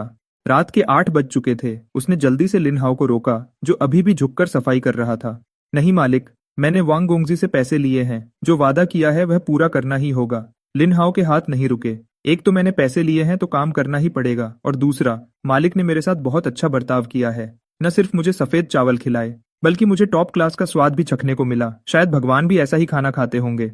मैं एक गरीब घर का लड़का हूँ। मेहनत करने के अलावा मेरे पास देने को कुछ नहीं है, इसलिए मैं और ज्यादा मेहनत करूंगा। मैंने सोच लिया है, सिर्फ आज ही नहीं बल्कि हर कुछ समय बाद मैं यहाँ आकर मालिक की मदद करूंगा, वरना मालिक की अच्छाई का एहसान कैसे चुकाऊंगा। मैंने ये नहीं कहा कि तुम काम मत करो, लेकिन आज हमें दुकान बंद करनी होगी। तुम कल वापस आ सकते हो। बेशक हम सुबह दुकान नहीं खोलेंगे। तुम पहले पहाड़ पर जाकर कुछ जड़ी बूटियां ला सकते हो और दोपहर में यहाँ आकर काम जारी रख सकते हो। लूमिंग अपने मन में हिसाब लगा रहा था कि आज अच्छी कमाई हुई है, अब बस आराम करना चाहता हूँ। बैकग्राउंड म्यूजिक बज रहा है। 10 ताइल चांदी। पुराने जमाने के सोने और चांदी के एक्सचेंज रेट के हिसाब से यह 1 ताइल सोने के बराबर है। सोने की कीमत चांदी से कहीं ज्यादा महंगी होती है। मैंने अभी चेक किया, अभी सोने की कीमत 9 लाख प्रति किलो से ज्यादा है। 1 ताइल सोना मतलब 40-50 हजार रुपए। एक दिन में 40 हजार से ज्यादा की कमाई, ये तो बहुत ही शानदार है। अमीर लोगों के माफी मांगने का यह तरीका सच में इतना साधारण है कि गुस्सा भी नहीं आता। मैंने भी समझ लिया है। पैसे को एंटीक की तरह नहीं बेच सकते, कोई बात नहीं। तांबा और चांदी की कीमत नहीं है तो भी कोई बात नहीं, बस सोना कीमती होना चाहिए। आगे कमाई हुई तो सब जमा करूंगा और अंत में उसे सोने में बदलकर बेच दूंगा। मेरे वहां चांदी और सोने का एक्सचेंज रेट 90 और 1 का है। भले ही यहाँ के सोने की प्योरिटी कम हो, पर अगर वह असली सोना है तो मुझे नुकसान नहीं होगा। बेशक आज इतनी कमाई हुई है तो थोड़ा आलस तो बनता है। जल्दी दुकान बंद कर देता हूँ, वैसे भी रात को कोई ग्राहक नहीं आने वाला। मालिक, क्या आपको सच में जड़ी बूटियां पसंद है? बिल्कुल। क्या मैंने तुमसे नहीं कहा था? तुम मेरे लिए जड़ी बूटियां लाओगे तो मैं न सिर्फ पैसे दूंगा बल्कि खाना भी खिलाऊंगा। सच में? मालिक जो कह रहे हैं क्या वह सच है? खाना तो मैंने खाया है, उसे भगवान का खाना कहना भी कम होगा। और साथ में सफेद चावल, क्या यह ऐसी चीज है जो मैं रोज खा सकता हूँ? जहाँ तक जड़ी बूटियों की बात है, मुझे कोई चिंता नहीं है। हमारे उस बड़े पहाड़ में और कुछ हो न हो, जड़ी बूटियां बहुत हैं। बस पहले उनकी अच्छी कीमत नहीं मिलती थी, इसलिए मैं कभी कभी ही तोड़कर लाता था। अब अगर खाना मिल रहा है तो मैं सोच रहा हूँ कि गांव वालों को भी साथ लेकर तोड़ने जाऊं। मैं सीधा साधा हूं पर बेवकूफ नहीं, वरना जड़ी बूटियां तोड़कर शहर में बेचने क्यों आता। गांव में मेरे उम्र के बहुत से लोग खाली बैठे हैं, कुछ और नहीं तो जड़ी बूटियां तो तोड़ ही सकते हैं। पहले जड़ी बूटियां अच्छी नहीं बिकती थीं, इसलिए मैं खुद तोड़ता और खुद बेचता था। लेकिन अगर मालिक को सच में चाहिए तो मुझे बीच बचाव करने में कोई ऐतराज नहीं है। थोड़ा कम कमाऊंगा तो चलेगा, बस खाना मिलना चाहिए। जहां तक मेरी बात है, मैं दुकान पर ही रुककर मालिक के लिए काम करना चाहता हूँ और थोड़े पैसे और कमा लूंगा। वह सफेद चावल और लाजवाब खाना, कहाँ और काम करके इतना अच्छा खाना मिल सकता है। बिल्कुल सच है, तुम बस लाओ, मैं सब खरीद लूंगा। लूमिंग को अपने बचपन के दोस्त की याद आई। मेरा एक दोस्त है जिसके घर में टीसीएम क्लिनिक है। इन सालों में मैं अक्सर अपने दोस्त को शिकायत करते हुए सुनता हूँ कि आजकल की जड़ी बूटियां नकली होती जा रही हैं। आर्टिफिशियल तरीके से उगाई गई जड़ी बूटियों में असर ही नहीं होता, बहुत से पुराने नुस्खे काम ही नहीं करते। तुम बताओ, अगर दवा सही ना हो तो क्या बीमारी ठीक हो सकती है? मेरा दोस्त अब मरीजों को खुद दवा लेने बाहर नहीं भेजता, वह खुद ही दवा तैयार करके देता है, वरना असर की कोई गारंटी नहीं होती। लेकिन आजकल अच्छी जड़ी बूटियां मिलना बहुत मुश्किल हो गया है, उन्हें खुद ही जगह जगह जाकर ढूंढना पड़ता है। और यह भी पक्का नहीं कि मिलेंगी ही। अक्सर स्टॉक खत्म हो जाता है, मजबूरी में आर्टिफिशियल जड़ी बूटियों से काम चलाना पड़ता है। फिर डोज बढ़ानी पड़ती है, पर असर फिर भी जंगली जड़ी बूटियों जैसा नहीं होता। अगर मुझे ऐसा स्थायी खरीदने का जरिया मिल जाए तो मुझे चीजें बेचने की चिंता नहीं होगी। ठीक है मालिक, तो मैं अब चलता हूँ, कल वापस आऊंगा। लिन हाओ इतना उत्साह में था कि चलते वक्त लड़खड़ा रहा था, जैसे नशे में हो। दिन इतना बीत गया है, क्या रात का खाना खाकर नहीं जाओगे? लूमिंग को थोड़ी चिंता हुई। नहीं नहीं मालिक, अब और खर्चा नहीं करवा सकता। मालिक, मैं चलता हूँ, कल मिलेंगे। लिन हाओ खुशी खुशी मुड़कर भागा और पलक झपकते ही गायब हो गया। हाँ, आज रात मैं उत्साह के मारे सो नहीं पाऊंगा। उसके उत्साह से अलग कुछ लोग ऐसे भी होंगे जो परेशानी में सो नहीं पाएंगे। राजधानी ताइफेंग लू के एक शानदार कमरे में कुछ मजबूत आदमी बैठकर शराब पी रहे थे। हंसी मजाकर चल रहा था। आओ आओ वांगशाओ, राजधानी में बिछड़ने के बाद 3-4 महीने हो गए। इस बार हम भाइयों ने खास तुम्हारे स्वागत के लिए पार्टी रखी है।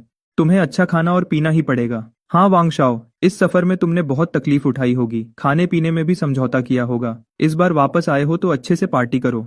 सही कहा, सही कहा। देखो ये भुना हुआ बत्तख और चूसा हुआ चूजा, ये सब तुम्हारे पसंदीदा हैं। चक्कर देखो, क्या वही स्वाद है? वांग चंग बीच में बैठकर सबके साथ शराब का आनंद ले रहा था। मेज पर रखे सभी पकवान उसके पुराने पसंदीदा थे, इस बार उसे जी भरकर आनंद लेना था। कुछ घूंट शराब पीने के बाद वांग चांग ने अपनी चॉपस्टिक्स सामने रखे भुने हुए चूजे की तरफ बढ़ाई, हल्के से खींचकर एक टांग अलग की। वही पुराना तरीका। वांग चांग संतुष्ट था। उसने टांग मुंह में डाली, पर एक बाइट लेते ही उसे लगा कि स्वाद कुछ अलग है। ऐसा क्यों लग रहा है कि पहले जैसा स्वाद नहीं है? वांगशाओ, क्या हुआ? खा क्यों नहीं रहे? क्या स्वाद कुछ अलग है? क्या टाइफिंग लू ने बावर्ची बदल दिया है? वांग चांग ने हैरानी से पूछा। पहले यह भुना हुआ चूजा मेरा सबसे पसंदीदा था, पर अब एक बाइट लेते ही खाने की इच्छा खत्म हो गई। ऐसा लग रहा है कि स्वाद फीका है, पहले जैसा उत्साह नहीं रहा। बदला नहीं है? क्या यह हमेशा से ऐसा नहीं था? यह तो बहुत स्वादिष्ट है। ऐसा नहीं हो सकता, पहले जैसा स्वाद नहीं लग रहा। वांग चांग ने फिर से चक्कर देखा। सच में पहले जैसा मजा नहीं था। क्या इसे स्वादिष्ट कह सकते हैं? वांग शाओ, क्या तुम्हारा स्वाद बदल गया है? शायद कुछ महीनों तक न खाने की वजह से आदत छूट गई होगी। कोई बात नहीं, दूसरी सब्जियां चक्कर देखो, ये पूरी मेज तुम्हारी पसंद की है। आसपास के लोगों ने ज्यादा ध्यान नहीं दिया। उन जैसे लोग जो महीनों तक सफर करते हैं, उनका स्वाद बदलना आम बात है। शायद शायद ऐसा ही हो। वांग चांग ने सर हिलाया और दूसरी सब्जियां छक्कर देखीं। अंत में मजबूरी में चॉपस्टिक्स नीचे रख दी। पहले क्यों नहीं पता चला? ताइफिंग लू का खाना इतना फीका और बेस्वाद है, गले से नीचे उतरना मुश्किल है। अगर वह कुंग पाओ चिकन की बात करें तो ऐसा लगता था जैसे स्वाद की दुनिया में नाच रहा हो, पर यह सब्जियां तो ऐसी हैं जैसे पानी में उबालकर परोस दी गई हों, बिना स्वाद के, जैसे पेट भरने का सूखा खाना। सोचो, मैं वेयुअन सिक्योरिटी एजेंसी का मालिक का बेटा पहले ये सब कैसे खा लेता था? वांगशाओ, क्या हुआ? भूख नहीं है क्या? क्या तबीयत ठीक नहीं है? क्या किसी वैद्य को बुलाएं? उसके बॉडीगार्ड ने चिंता से पूछा। वांग चियांग वेयुअन सिक्योरिटी एजेंसी का भविष्य है, उसे कुछ नहीं होना चाहिए। शुक्रिया। सोचो, हमारा वेयुअन सिक्योरिटी एजेंसी का कारोबार देश भर में फैला है, यहाँ तक कि दरबार भी कभी कभी हमसे सामान भिजवाता है। हम जैसे बड़े कारोबार के लिए एक जिम्मेदार उत्तराधिकारी बहुत जरूरी है। वांग चियांग की पढ़ाई लिखाई भले ही ज्यादा न हो, पर मार्शल आर्ट्स में वह युवाओं में सबसे आगे है। कुछ साल और अनुभव मिल जाए तो सिक्योरिटी एजेंसी का काम उसे सौंपा जा सकता है। ऐसे समय में उसका स्वास्थ्य सबसे जरूरी है। नहीं, बस राजधानी वापस आते हुए रास्ते में एक बहुत ही स्वादिष्ट डिश खाई थी। उस डिश के सामने यह सब सुअर के खाने जैसा लग रहा है, गले से नीचे नहीं उतर रहा। देखो ये चिकन, कितना सूखा है। जो चिकन मैंने खाया था वह कितना मुलायम और रसीला था, उस पर लगी सॉस चमक रही थी, वह तो लाजवाब था। और स्वाद की तो बात ही मत करो, बस फीका है। उस डिश में तो एक बाइट लेते ही दर्जनों स्वाद मुंह में फूट पड़ते थे, पर फिर भी सब अलग अलग महसूस होते थे। सोचकर ही मुंह में पानी आ रहा है। वांग चांग ने कल रात के खाने को याद किया और उसके मुंह में अपने आप पानी आ गया। क्या इतना चमत्कारी था? यह तो बहुत अजीब लग रहा है। अगर ऐसा है तो क्या वह भगवान का खाना था? उसके बॉडीगार्ड ने यकीन नहीं किया। हम सब सिक्योरिटी गार्ड हैं, देश भर में घूमे हैं, हर जगह के मशहूर रेस्टोरेंट देखे हैं, पर सच कहूं तो राजधानी के यह 8 बड़े रेस्टोरेंट ही सबसे बेहतर हैं। दूसरी जगह के रेस्टोरेंट शायद बराबर होंगे, पर कोई इतना अच्छा कैसे बना सकता है कि इन 8 बड़े रेस्टोरेंट को बेकार कह दे? शायद राजमहल के बावर्ची भी इतना बड़ा दावा न करें। कहावत है कि विद्या और कला का असली मोल सम्राट के यहाँ ही मिलता है। राजमहल के बावर्ची इस दौर की कुकिंग के शिखर पर हैं। सिर्फ वही जो राजमहल से निकलते हैं या जो रिटायर हो जाते हैं वही दूसरे रेस्टोरेंट में काम कर सकते हैं। राजधानी के 8 बड़े रेस्टोरेंट में हर जगह राजमहल के पुराने बावर्ची हैं, इसलिए वह दूसरी जगह से बेहतर हैं। बेशक कुछ अपवाद हो सकते हैं, हर जगह की अपनी खासियत होती है, एक दो डिश अच्छी हो सकती है, पर किसी को इतना पागल कर देना कि वह खाना पीना भूल जाए, ये थोड़ा ज्यादा है। कम से कम मुझे तो यकीन नहीं है। अरे, वह सच में भगवान का खाना था। मैंने अपनी जिंदगी में कभी इतना स्वादिष्ट और अलग अलग स्वाद वाला खाना नहीं खाया। वांग चांग को समझ नहीं आ रहा था कि कैसे बताए। वह स्वाद उसके वर्णन करने की क्षमता से बाहर था। तो वांग शाओ ने वह कहाँ खाया? एक चतुर बॉडीगार्ड ने पूछा। मशहूर रेस्टोरेंट तो गिने चुने हैं, सब वहां गए हैं। नाम बताओ तो पता चल जाएगा। ज्यादा दूर नहीं, राजधानी से 1 दिन के रास्ते पर केहुओ टाउन में है। वहां एक, कैसे कहूँ, देखने में तो पुराना लगता है वह रेस्टोरेंट। उसके अंदर जो कुंग पाओ चिकन मिलता है वह लाजवाब है। मैं कल रात वहां से गुजरा और एक बार में 11 प्लेट खा गया। अफसोस की बात यह है कि वह दुकानदार आज दोपहर तक दुकान नहीं खोली, जिस वजह से मुझे भूखे पेट वापस आना पड़ा। यह सोचकर ही वांग चांग को गुस्सा आ रहा था। ऐसा नहीं हो सकता, मैं भी केहुओ टाउन से कई बार गुजरा हूँ, वहां तो कोई रेस्टोरेंट ही नहीं है। हाँ, मैं भी केहुओ टाउन अक्सर जाता हूँ, वहां सबसे पुराना रेस्टोरेंट तो 7-8 साल पहले का था। अब तो वहां बहुत सन्नाटा है, सुना है वहां भूत भी आते हैं। रात को दरवाजा खोलना और दिन में दुकान बंद रखना। वांग शाओ, कहीं आपने भूत तो नहीं देख लिया? क्यों ना हम मंदिर जाकर माथा टेक लें और बुरी बलाओं को दूर करें। थू थू थू। इस बियाओशी में बहुत यांग ऊर्जा है। मैं इतना नेक हूं कि भूत भी मुझे देखकर छिप जाते हैं। मैं भूत कैसे देख सकता हूँ? और वैसे भी अगर सच में किसी से सामना हो भी गया तो वह किसी की ऊर्जा पीने वाली सुंदर चुड़ैल होगी, कोई सब्जी बेचने वाला सब्जी भूत थोड़ी होगा। ऐसा कहते हुए वांग चंग के दिल में थोड़ी घबराहट थी। क्या पता सच में किसी भूत की दुकान से तो नहीं टकरा गया? क्यों ना किसी दिन मंदिर जाकर माथा टेक लूं, पक्का भूत का चक्कर है। मुझे यकीन नहीं होता कि कोई ऐसी सब्जी हो सकती है जिसके लिए वांग शाओ इतने पागल हो रहे हैं। सब्जी का स्वादिष्ट होना मुमकिन है, पर इतना स्वादिष्ट कि इंसान कुछ और खा ही न सके। इसमें जरूर कोई गड़बड़ है, भूत है, पक्का भूत है, एक बियाओशी ने पुख्ता तौर पर कहा। बिल्कुल, जो चीज इंसान को खाने पीने की सुध भुला दे वह अच्छी चीज कैसे हो सकती है? शाओ, आप पक्का किसी बुरी चीज के चक्कर में पड़ गए हैं, एक और बियाओशी ने यकीन के साथ कहा। इतना भी बुरा नहीं होगा। वह सब्जी सच में ऐसी थी जो पहले कभी नहीं देखी और न कभी सुनी थी। मालिक भी बुरा इंसान नहीं लगता, और वहां के सफेद चावल भी बहुत खुशबूदार हैं, विला के चावलों से भी ज्यादा स्वादिष्ट। वांग चंग हैरानी से लू मिंग का बचाव करने लगा। खाना कितना भी अच्छा हो, कितना स्वादिष्ट हो सकता है, पक्का भूत ने आप पर जादू कर दिया है। वांग शाओ, मेरी दादी भूत भगाना जानती हैं। कल मैं उन्हें आपको दिखाने के लिए बुलाऊंगा, एक बियाओशी ने उत्साह से सुझाव दिया। नहीं, मैंने सच में कोई भूत नहीं देखा। सच में वह दुकान बिल्कुल असली है और सब्जियां भी असली हैं। वह सच में बहुत स्वादिष्ट हैं। वांग चंग अपने फैसले पर अड़ा रहा। शाओ, ऐसा नहीं है कि हम आप पर यकीन नहीं कर रहे, पर आप जो कह रहे हैं वह बहुत अजीब है।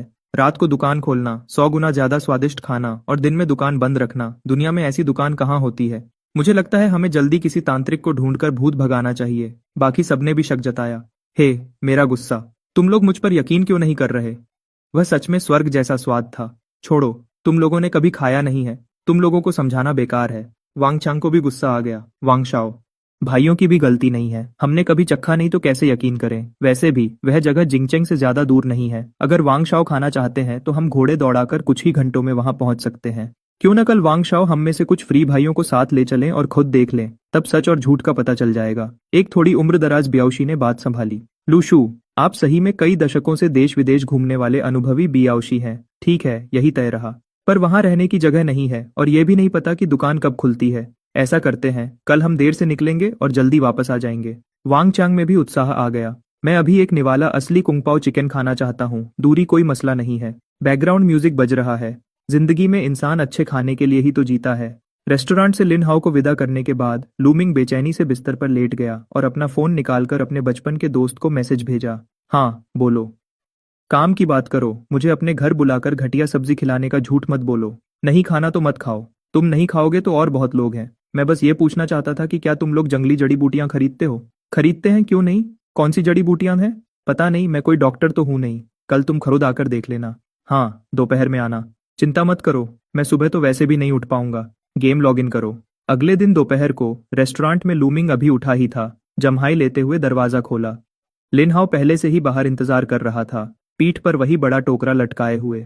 जमीन पर दो और टोकरे रखे थे जिनमें कल देखी गई हुआंगजिंग के अलावा और भी अनजान जड़ी बूटियां थीं। कुल मिलाकर 3 बड़े भरे हुए टोकरे थे। मालिक, ये वो हैं जो मैंने आज सुबह सबके घरों से इकट्ठा की है। आप देखिए कि क्वालिटी कैसी है। लिन हाओ के दिल में डर था। कल रात वापस लौटने में बहुत देर हो गई थी, इसलिए मुझे गांव वालों को बताने का वक्त नहीं मिला। पर कोई बात नहीं, गांव के लोग आमतौर पर ये जड़ी बूटियां रखते हैं।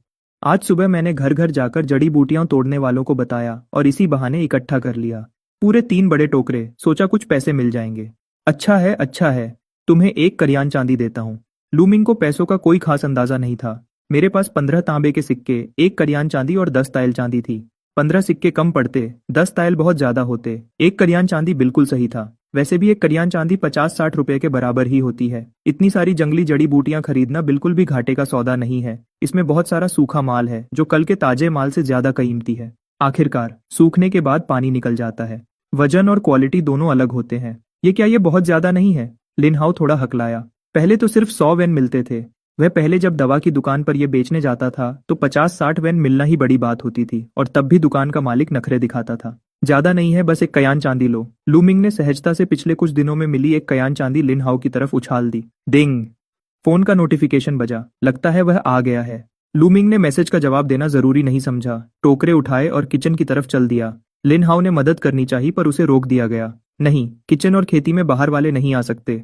लूमिंग को पता था कि कल सफाई करते वक्त मैंने लिनहाओ को पुराने जमाने का किचन दिखा दिया था, पर मॉडर्न किचन में उसे बिल्कुल नहीं आने देना था, इसलिए उसे किचन में आने से मना कर दिया ताकि झंझट ना हो। ठीक है मालिक, मैं काम पर जाता हूँ। लिनहाओ भी बात मान गया।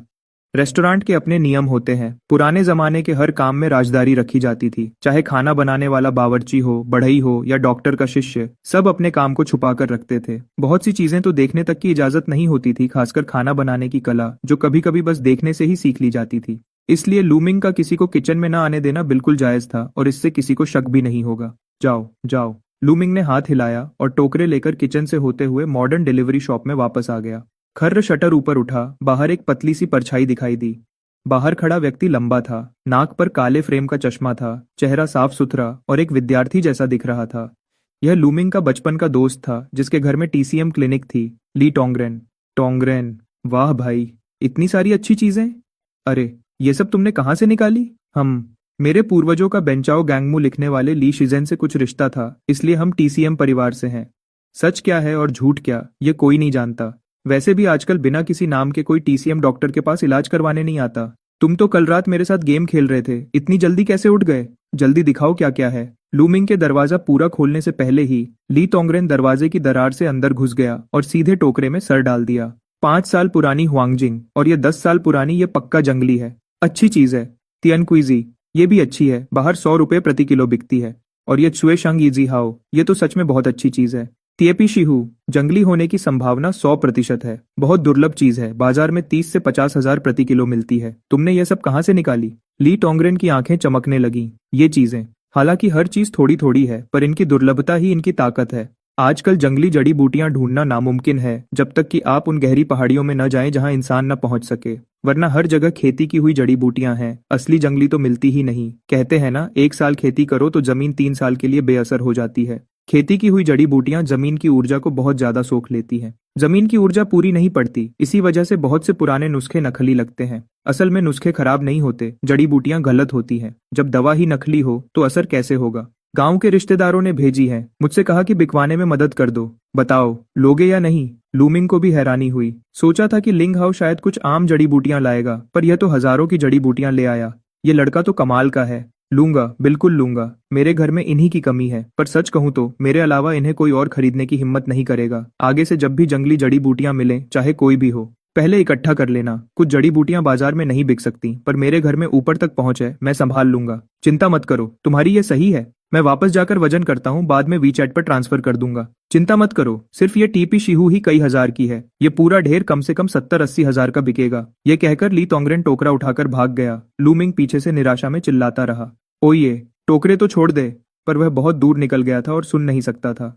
अरे छोड़ो भी, कुछ बांस के टोकरे ही तो हैं, ले गया तो ले गया। सर हिलाकर लूमिंग ने फिर से शटर गिरा दिया और किचन से होते हुए वापस चला गया।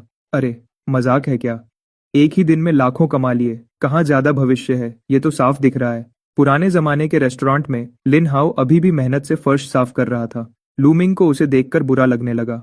मैंने अभी जो जड़ी बूटियां ली वह कम से कम 10 तायल चांदी की होंगी, पर मैंने सिर्फ एक करियान दी। ये कमाई थोड़ी बेईमानदारी वाली लग रही है। हालांकि लिन हाउ खुद बेचता तो शायद इतनी कीमत न मिलती, पर फिर भी दिल में थोड़ा बुरा लग रहा है। जगह बड़ी होनी चाहिए, सुरक्षा मजबूत होनी चाहिए, स्मार्ट होनी चाहिए, सर्विस अच्छी होनी चाहिए। एक्स चलेगा, पिछली सीट पर पैर फैलाकर बैठ सकें। पिछली सीट पर क्या? लूमिंग ने मुंह खोला, समझ नहीं आया क्या कहे। मालिक, कोई काम है? लिन हाउ ने हैरानी से सर उठाया। नहीं, कुछ नहीं, बस तुम्हारे वह टोकरे भी मैंने ले लिए। ये 15 तांबे के सिक्के तुम्हारे लिए। लूमिंग के पास भी ज्यादा पैसे नहीं बचे थे, जो बचे खुचे सिक्के थे सब दे दिए। नहीं नहीं नहीं, ये मैं नहीं ले सकता। कुछ बांस के टोकरों के लिए, ये तो बिल्कुल कीमती नहीं है। मेरे घर में बहुत हैं, आपको चाहिए तो ले जाइए। सच में यह कीमती नहीं है। मालिक, आपने मेरे लिए पहले ही बहुत कुछ किया है। इतनी महंगी जड़ी बूटियां खरीदी और मुझे सफेद चावल खिलाए। इंसान को संतुष्ट रहना चाहिए। मैं बहुत आभारी हूँ। लिन हाउ ने सर झुका लिया, आंखें नम हो गई थीं। पहले मैं महीने में 1000 चांदी भी नहीं कमा पाता था। लूमिंग से मिलने के बाद सिर्फ 2 दिन में 2 कयान कमा लिए। ये एहसान मैं कभी नहीं भूलूंगा। सुबह से आए हो, कुछ खाया नहीं होगा ना? लिन हाउ को मना करते देख लूमिंग ने जोर नहीं दिया। इतनी महंगी जड़ी बूटियां बिकना असल में लिन हाउ की वजह से नहीं, बल्कि मेरी पहुंच और ट्रैवल करने की ताकत की वजह से है। अगर जबरदस्ती पैसे देता तो शायद अच्छा ना होता। थोड़ी मदद से दोस्ती, ज्यादा मदद से दुश्मनी वाली बात मैं समझता हूँ। अगर पैसे नहीं दे सकता तो कहीं और से मदद कर दूंगा। नहीं, मैं भूखा नहीं हूं। नहीं, मैं सच में भूखा हूं। लिन हाउ मन में थूक निकल रहा था। मैं सुबह जल्दी पहाड़ पर जड़ी बूटियां तोड़ने गया था। दोपहर को जल्दी जल्दी यहाँ आया, खाने का वक्त ही नहीं मिला। भूखा कैसे नहीं हो सकता? बस लूमिंग ने पूछा नहीं तो मैं कैसे मांगता। आखिरकार मेरी याद में वह खाना बहुत महंगा था। कल एक लड़की ने 10 तायल चांदी खर्च की थी एक वक्त के खाने के लिए। सोचता हूँ कल जो मैंने खाया वह 10 तायल चांदी का था। अगर मैं ना खाता तो क्या मैं उसे 10 तायल में बदल सकता था? पर यह बस सोचने की बात है। कल साफ तौर पर कुछ खास बात थी, इतना तो मैं समझ सकता हूँ। पर वह सब्जी व चावल सच में बहुत स्वादिष्ट थे। भूख लगी है तो बताओ ना, मेरे घर में और कुछ हो ना हो, खाना बहुत है। रुको, मैं तुम्हारे लिए खाना लाता हूँ। आज तुम्हारे लिए 2 सब्जियां एक्स्ट्रा दूंगा। लूमिंग कहते हुए किचन की तरफ चल दिया। फ्रिज खोला पर तुरंत कुछ नहीं किया। अगर सब्जी देनी है तो अच्छी होनी चाहिए। कुंग पाओ चिकन, मात्रा तो सबसे ज्यादा है, बाकी की बिक्री। दूसरा है यू शांग रूसी, लेकिन ये डिश थोड़ी तीखी है। मैंने उस जमाने के बारे में पढ़ा है, वहां मिर्च नहीं होती थी। सीधे खाने पर वहां के लोग शायद बर्दाश्त न कर पाएं। हो सकता है उन्हें पेट खराब हो जाए। रही बात मिर्च न डालने की, तो माफ कीजिएगा, ये प्री कुक्ड खाना है। स्वाद पहले से ही सेट है। कम नमक चाहिए? मिर्च नहीं चाहिए, लहसुन नहीं चाहिए, धनिया नहीं चाहिए, प्याज नहीं चाहिए? माफ कीजिएगा, बाहर निकलकर बाएं मुड़ जाएं। मेरे यहाँ खाना ऐसा ही बनता है, खाना है तो खाओ। इसलिए यू शंग रूसी को अभी रहने देते हैं। बच्चा अभी बढ़ रहा है। मैंने बहुत चुन चुन कर 2 पसंदीदा डिशेस चुनी है, तांग चू लीजी और हुई गोरू। दोनों ही मार्केट में बिकने वाली मशहूर टेक अवे डिशेज हैं और मेरे स्टॉक में सबसे ज्यादा यही है। पैकिंग फाड़ी, 3 प्लेट्स ली। वही पुराना जाना पहचाना प्रोसेस। काटा, प्लेट में डाला और गर्म किया। 3.5 मिनट बाद दिंग दिंग दिंग माइक्रोवेव का अलार्म बजा। एक साथ 3 प्री कुक्ड डिशेस बनकर तैयार हो गई। ट्रे उठाकर लूमिंग शांति से बाहर गया। थे हॉल में लिन हाउ अभी भी काम कर रहा था, पर उसके हाथ की हरकत अपने आप धीमी हो गई थी। बिल्कुल दोपहर को छुट्टी के वक्त टेक अवे ऑर्डर करने वाले वर्कर की तरह ध्यान पूरा खाने पर था। अब काम में मन कहाँ लगता। शुक्र है कि लूमिंग के यहाँ खाना हमेशा की तरह जल्दी मिल जाता है। 3.5 मिनट बाद एक भीनी भीनी खुशबू किचन से बाहर आई। एक तो वही जाना पहचाना गोंगबाओ जिदिंग था। बाकी 2 डिशेस के बारे में लिन हाउ को नहीं पता था। बस इतना लगा कि एक में थोड़ा खट्टा स्वाद है, पर इसमें कोई शक नहीं कि वो जरूर स्वादिष्ट होगी। जल्द ही लिन हाउ ने तीनों डिशेस को देख लिया। गोंगबाओ जिदिंग की तो बात ही अलग है। तांगचू लीजी का रंग लाल और चमकीला था, तेल से भरा और मीठा खट्टा जो लुभाता था। ऊपर से चीनी और सिरके की एक चमकीली परत थी जो रोशनी में चमक रही थी। पास गए बिना ही खट्टा मीठा स्वाद नाक में जा रहा था। खट्टेपन से मुंह में पानी आ गया। अब हुई गोरू को देखो। इसमें चर्बी और मांस वाला पोर्क चुना गया था, पतले टुकड़ों में कटा हुआ और तेज आंच पर भुना हुआ। चर्बी का तेल निकल गया था। मांस के टुकड़े हल्के मुड़ गए थे और किनारे से थोड़े जल गए थे। मानो वो अपने स्वाद की कहानी सुना रहे हों। हर एक टुकड़ा अपने ही तेल में भीगा हुआ चमक रहा था। हल्की चर्बी मांस पर लटकी हुई थी, लुभाने वाली चमक दिखा रही थी। एक बार देखने से ही भूख बढ़ जाती है, खासकर ऐसे जमाने में जहाँ पेट भर खाना भी मुश्किल हो। मांस तो बहुत बड़ी चीज है, जैसे ये हुई गोरू। एक बार देखते ही तेल से भरा हुआ खाना। ये तो ऐसा है कि साल में एक बार त्योहार पर ही 2 बार देखने को मिलता है। बस 2 बार देख लो, उससे ज्यादा नहीं देखने देते थे। और खाने की तो बात ही मत करो। इतनी प्लेट सामने रखी देखकर गांव का बच्चा इस लालच को कैसे रोक पाए। ये तो जनता का इम्तिहान लेने जैसा है। कौन सा इंसान ऐसा इम्तिहान झेल सकता है। दुकानदार जी, लिन हाओ इतना उत्सुक था कि उसे समझ नहीं आ रहा था कि हाथ कहाँ रखे। कल सिर्फ उस गोंग बाओजिदिंग ने मुझे पूरी रात याद दिलाई। आज दुकानदार ने मुझे सीधे 3 डिशेस दे दी। मैं इतना भावुक हूं कि भगवान को 300 बार माथा टेकना चाहता हूँ। भगवान की आंखें खुल गई हैं। इतने समय से गरीब मैं आखिरकार दुकानदार जैसे नेक इंसान से मिल गया। खाओ खाओ जल्दी खाओ, खाना ठंडा हो गया तो स्वाद नहीं आएगा। लूमिंग हमेशा ग्राहकों को जल्दी करने के लिए कहता था। गरम गरम खाओ, खाना ठंडा होते ही वापस फ्रोजन जैसा स्वाद हो जाता है। वो एहसास बड़ा अजीब होता है, वरना हमेशा लगता है कि बर्फ जैसी महक आ रही है। और वैसे भी ये तो बस 15 रुपए की 3 फ्रोजन प्री कुक्ड डिशेज हैं। इतना उत्सुक होने की जरूरत नहीं है। इतना उत्सुक, बहुत स्वादिष्ट, बहुत ही स्वादिष्ट है। खाना सामने देखकर लिन हाउ ने और कुछ नहीं सोचा, बस खाना उठाया और बड़े बड़े निवाले लेने लगा। ये कितना खुशबूदार है, वो भी कितना खुशबूदार है। लिन हाउ मन ही मन खुश था। जबरदस्त। खट्टा मीठा टांगचू लीजी उसकी उम्र के बच्चे के लिए सबसे ज्यादा आकर्षक था। जैसे चीनी और सिरका, ये महंगे मसाले उसने अपनी जिंदगी में कभी नहीं चखे थे, पहली बार खाया। इसने तो उसकी सोच ही बदल दी। स्वादिष्ट, सच में बहुत स्वादिष्ट था। हुई गुओरू की तो बात ही अलग थी। भरपूर तेल और एक निवाला सफेद चावल, ये तो स्वर्ग जैसा जीवन था। जब लिन हाउ स्वाद में खोया हुआ था, तभी दरवाजे पर घोड़े के टपने की आवाज आई और सुनने में लग रहा था कि एक से ज्यादा घोड़े हैं, जो दूर से करीब इस तरफ भागे आ रहे थे। जल्द ही घोड़े सवार दिखाई दिए। लूमिंग ने दरवाजे के बाहर ध्यान से देखा। ओह, क्या ये वही वांग चंग नहीं है जो कल ही गया था? क्या ये मुमकिन है? इतनी जल्दी वापस कैसे आ गया? यही है, देखा? मैंने कहा था ना कि ये भूत प्रेत वाली दुकान नहीं है। वांग चंग ने दिन दिहाड़े दुकान खुली देखकर राहत की सांस ली। शुक्र है, ये कोई भ्रम नहीं है, ये दुकान सच में है। पीछे आए लोग भी थोड़े हैरान थे। सोचा था कि उनका मालिक पागल हो गया है, पर अब लगता है ऐसा नहीं है। लेकिन क्या इस दुकान में सच में वैसा खाना है जैसा मालिक ने बताया था? ये तो मुमकिन नहीं लगता। कुछ लोगों ने शक के साथ घोड़े से उतरकर इधर उधर देखा। ये दुकान तो बहुत छोटी और पुरानी लग रही थी। दुकान का स्वादिष्ट खाने से क्या लेना देना? ओह, कितनी अच्छी खुशबू है, सच में बहुत अच्छी। लेकिन पिछली बार के स्वाद से थोड़ा अलग है। वांग चांग सबसे आगे था, तो जाहिर है कि खुशबू सबसे पहले उसी ने सूंघी। सबकी हैरानी की परवाह किए बिना वो सीधे हॉल में दौड़ गया। टैंग लिन हाउ के सामने पहुंच गया। उसने वही 3 प्लेट्स देखी जो आधी खाई जा चुकी थी। ये क्या है? वांग चांग ने सामने रखी 3 प्लेट्स की तरफ इशारा किया। उसके हाथ थोड़े कांप रहे थे। पिछली बार जब मैं आया था तब तो मुझे इतना कुछ स्वादिष्ट नहीं दिखा था, सिर्फ गोंग बाओ जिदिंग खाया था। जब सोचा कि मैंने 2 और स्वादिष्ट डिशेस मिस कर दी तो मैं गुस्से से कांपने लगा। मैं मालिक से बहस करना चाहता था। ओह, वो दोनों डिशेस, एक टांगचू लीजी है और एक हुई गो रू है। लूमिंग ने एक नजर डाली और सहजता से नाम बता दिए। वांग चांग भले ही अच्छा इंसान था, पर वो कैश देता था। मेरे लिए ये लिन हाउ द्वारा लाए गए फायदे से कम था। ये तो बस एक आम वक्त था। मैं कह रहा हूँ कि जब तुम्हारे पास इतनी अच्छी डिशेज हैं तो पिछली बार मुझे क्यों नहीं दी? क्या तुम मुझे कम समझते हो? क्या तुम्हें लगता है मैं पैसे नहीं दे सकता? ओह, मैं समझ गया। जरूर उस वक्त रात बहुत हो गई थी और किचन में सामान नहीं होगा। वांग चांग गुस्सा होते हुए भी लूमिंग को बचाने का बहाना ढूंढ रहा था। नहीं, उस वक्त मैंने तुमसे पूछा था, तुमने खुद मना किया था। लूमिंग ने कोई परवाह नहीं की। उस वक्त मैंने सच में पूछा था, ये इल्जाम मैं नहीं लेने वाला। पूछा था? क्या सच में? वांग चांग थोड़ा शर्मिंदा हुआ। शायद ऐसा ही हुआ था। उस वक्त मुझे लगा कि इस छोटी सी दुकान में एक डिश अच्छी मिल जाए वही बहुत है। बाकी डिशेस पर तो मैंने ध्यान ही नहीं दिया। किसे पता था कि बाकी डिशेस भी इतनी स्वादिष्ट होंगी। मैं अब उस दिन वापस जाना चाहता हूँ। खुद को 2-4 थप्पड़ मारने का मन कर रहा है। मालिक जो सजेस्ट करे वही ऑर्डर करना चाहिए था। पैसे की तो कमी नहीं थी, नखरेबाजी क्यों की? आखिर में नुकसान तो मेरा ही हुआ। उस वक्त तुम यहाँ बैठे थे और मैंने तुम्हें इंट्रोड्यूस किया था। लूमिंग ने ईमानदारी और गंभीरता से सर हिलाया। उस वक्त का सीन वापस याद दिलाने की कोशिश की। रुको, बस करो। और कौन सी डिशेज हैं? दुकानदार, तुम एक बार में ही बता दो, मुझे सब चाहिए। वांग चांग ने उसकी बात बीच में ही काट दी। अब नहीं है, आज सिर्फ ये 3 डिशेस तैयार की थी। अच्छी चीजें धीरे धीरे देनी चाहिए, एक बार में सब दे दूंगा तो मजा नहीं आएगा। लूमिंग मन ही मन कैलकुलेशन कर रहा था। और वैसे भी मुझे स्टॉक भी तो क्लियर करना है। वांग चांग को मैं अच्छे से जानता हूँ। ये पक्का स्टॉक क्लियर करने वाला इंसान है, इसलिए खाना थोड़ा थोड़ा करके देना होगा। अगर इसने ज्यादा खा लिया और इसे पता चल गया कि कौन सी डिश इसे सबसे ज्यादा पसंद है और बाकी डिशेस ऑर्डर नहीं की तो फ्रिज में रखे उस हजारों रुपए के फ्रोजन प्री कुक्ड खाने का क्या होगा? धीरे धीरे ही सही, जितना हो सके उतना तो क्लियर करूं। तो ठीक है, ये तीनों डिशेस हर एक की 10-10 प्लेट्स ले आओ। वांग चांग ने हाथ हिलाया। सच में स्टॉक क्लियर करने का रास्ता शुरू हो गया। रुको। लूमिंग तुरंत किचन की तरफ नहीं मुड़ा। और क्या बात है? वांग चांग थोड़ा चिढ़ गया। उसे खाना खाने की जल्दी थी। वो खाने की कीमत बढ़ गई है। बढ़नी ही चाहिए थी, कितनी बढ़ी? वांग चांग को बिल्कुल भी हैरानी नहीं हुई। इतना स्वादिष्ट खाना है, मैं होता तो मैं भी बढ़ा देता। बस पता नहीं कि कहीं बहुत ज्यादा ना बढ़ा दे। अगर ज्यादा हुई तो भी दांत पीस कर खाना पड़ेगा। ज्यादा से ज्यादा कुछ वक्त कम खा लूंगा। हर डिश 50 की, लूमिंग ने सोचा।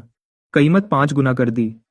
ये कीमत ठीक है, थोड़ा प्रॉफिट भी हो जाएगा और आम लोग भी खाने की कोशिश कर सकते हैं। आखिर स्टॉक सिर्फ अमीर लोगों के भरोसे तो क्लियर नहीं हो सकता। 50 ताइल एक डिश के? दुकानदार, तुम तो बहुत बड़े लुटेरे हो। ठीक है, पहले हमें हर डिश की 2-2 प्लेट्स दे दो। वांग चांग ने दर्द के साथ अपने पैसे छुए। जमाना 300 ताइल चांदी। मैं एक बार का सफर करता हूँ तो कभी कभी इतना ही कमाता हूँ। नहीं मालिक, क्या तुम पागल हो गए हो? वो 50 ताइल एक डिश के हैं। भले ही शाही रसोई का मुख्य बावर्ची खाना बनाए, तब भी शायद 50 ताइल की ना हो। ये तो पक्का लुटेरी दुकान है। चलो चलो, हम चलते हैं। पीछे खड़े लोग जो पहले बड़े शौक से देख रहे थे, 50 ताइल एक डिश की बात सुनते ही तुरंत खड़े नहीं रह पाए। ये खाना है या चांदी खाना है? ऐसा नहीं है कि हमारा इतना बड़ा एस्कॉर्ट एजेंसी ये कीमत अफोर्ड नहीं कर सकती।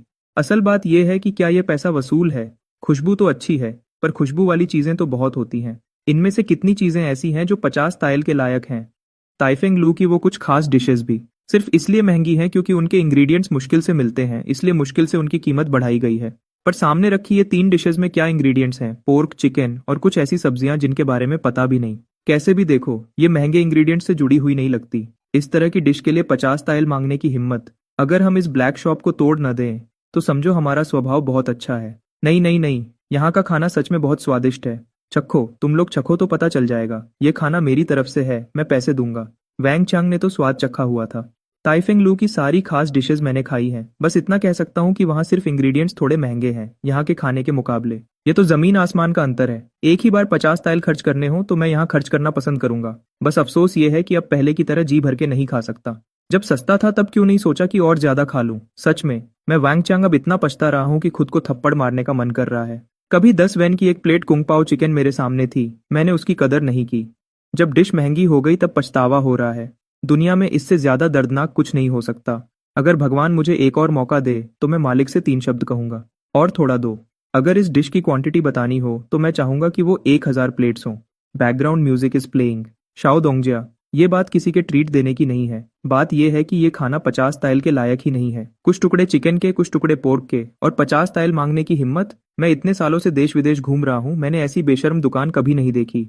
लू नाम का बॉडीगार्ड जो कई सालों से दुनिया घूम रहा है, उसने क्या कुछ नहीं देखा? 500 ताइल की एक डिश भी मैंने चख रखी है, पर वो तब की बात है जब मैं एस्कॉर्ट करते वक्त गलती से एक ब्लैक शॉप में घुस गया था।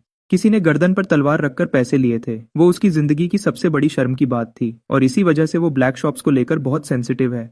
इस डिश की कीमत देखकर अगर ये ब्लैक शॉप नहीं है तो क्या है? सही कहा, सही कहा। ऐसी ब्लैक शॉप को अगर तोड़ न दिया जाए तो ये उनकी मेहरबानी है। आखिर खाना है या नहीं? नहीं खाना तो बाहर चले जाओ। लूमिंग पहले समझाना चाहता था कि वो 50 वेन है, 50 ताइल नहीं। पर जब सुना कि ये लोग दुकान तोड़ने की बात कर रहे हैं तो उसका बताने का मन ही खत्म हो गया। इनकी मेहनत की कमाई कमा रहा हूँ, ऊपर से ये लोग मुझे आंखें दिखा रहे हैं। क्या मैं इनका कर्जदार हूँ?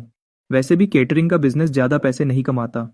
अगर frozen ready to eat packets का स्टॉक बहुत ज्यादा जमा ना होता तो मैं तो प्रोफेशन ही बदल लेता। एक क्लिनिक खोलना क्या बुरा होता? एक तरफ जड़ी बूटियां खरीदता, दूसरी तरफ बैनलान इबुप्रोफेन और थोड़े एंटीबायोटिक्स बेचता। आराम से दोनों तरफ से कमाई होती। क्या पता पुराने जमाने में कोई गॉडली डॉक्टर ही बन जाता। खाओ खाओ खाओ। शाओ दोंगजिया मैं हूं या तुम लोग? सब बैठ जाओ। जो भी कहना है खाना खाने के बाद कहना। मालिक, मैंने जो ऑर्डर दिया था वही लाओ। वांग चांग को सच में डर था कि खाना नहीं मिलेगा, इसलिए उसने सीधे शाओ दोंगजिया वाला रोब दिखा दिया।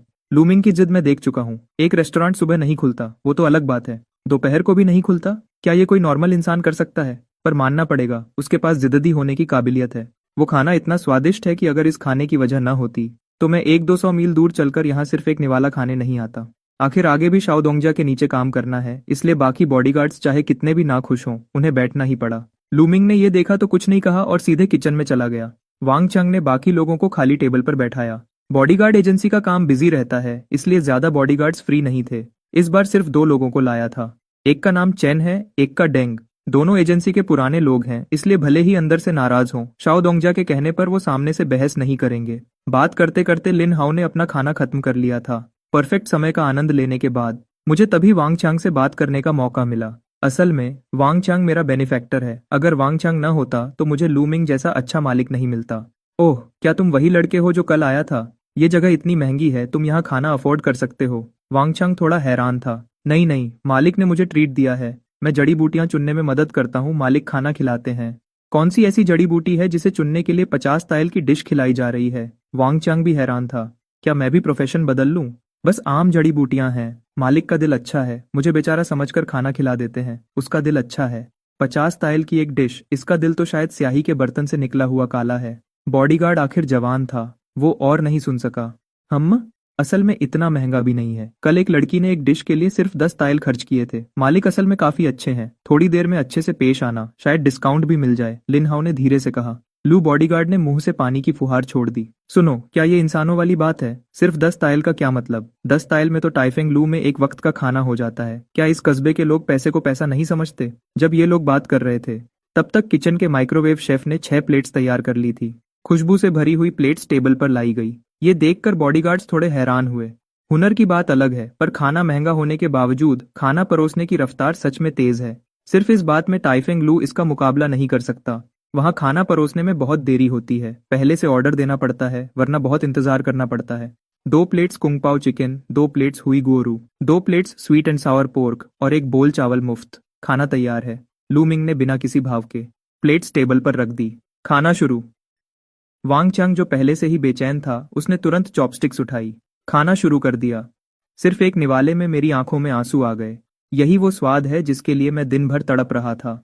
वो एहसास कि जैसे स्वाद मेरी जीभ पर नाच रहा हो, आखिरकार वापस आ गया। बाकी लोग इसे ज्यादा अहमियत नहीं दे रहे थे।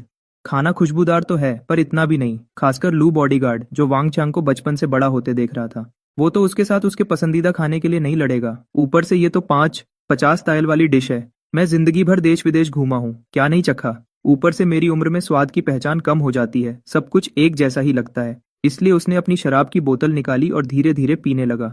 चैन बॉडीगार्ड तो दिल से इस दुकान को कुछ नहीं समझता था। उसने लू बॉडीगार्ड की तरह अपनी बोतल निकाल ली।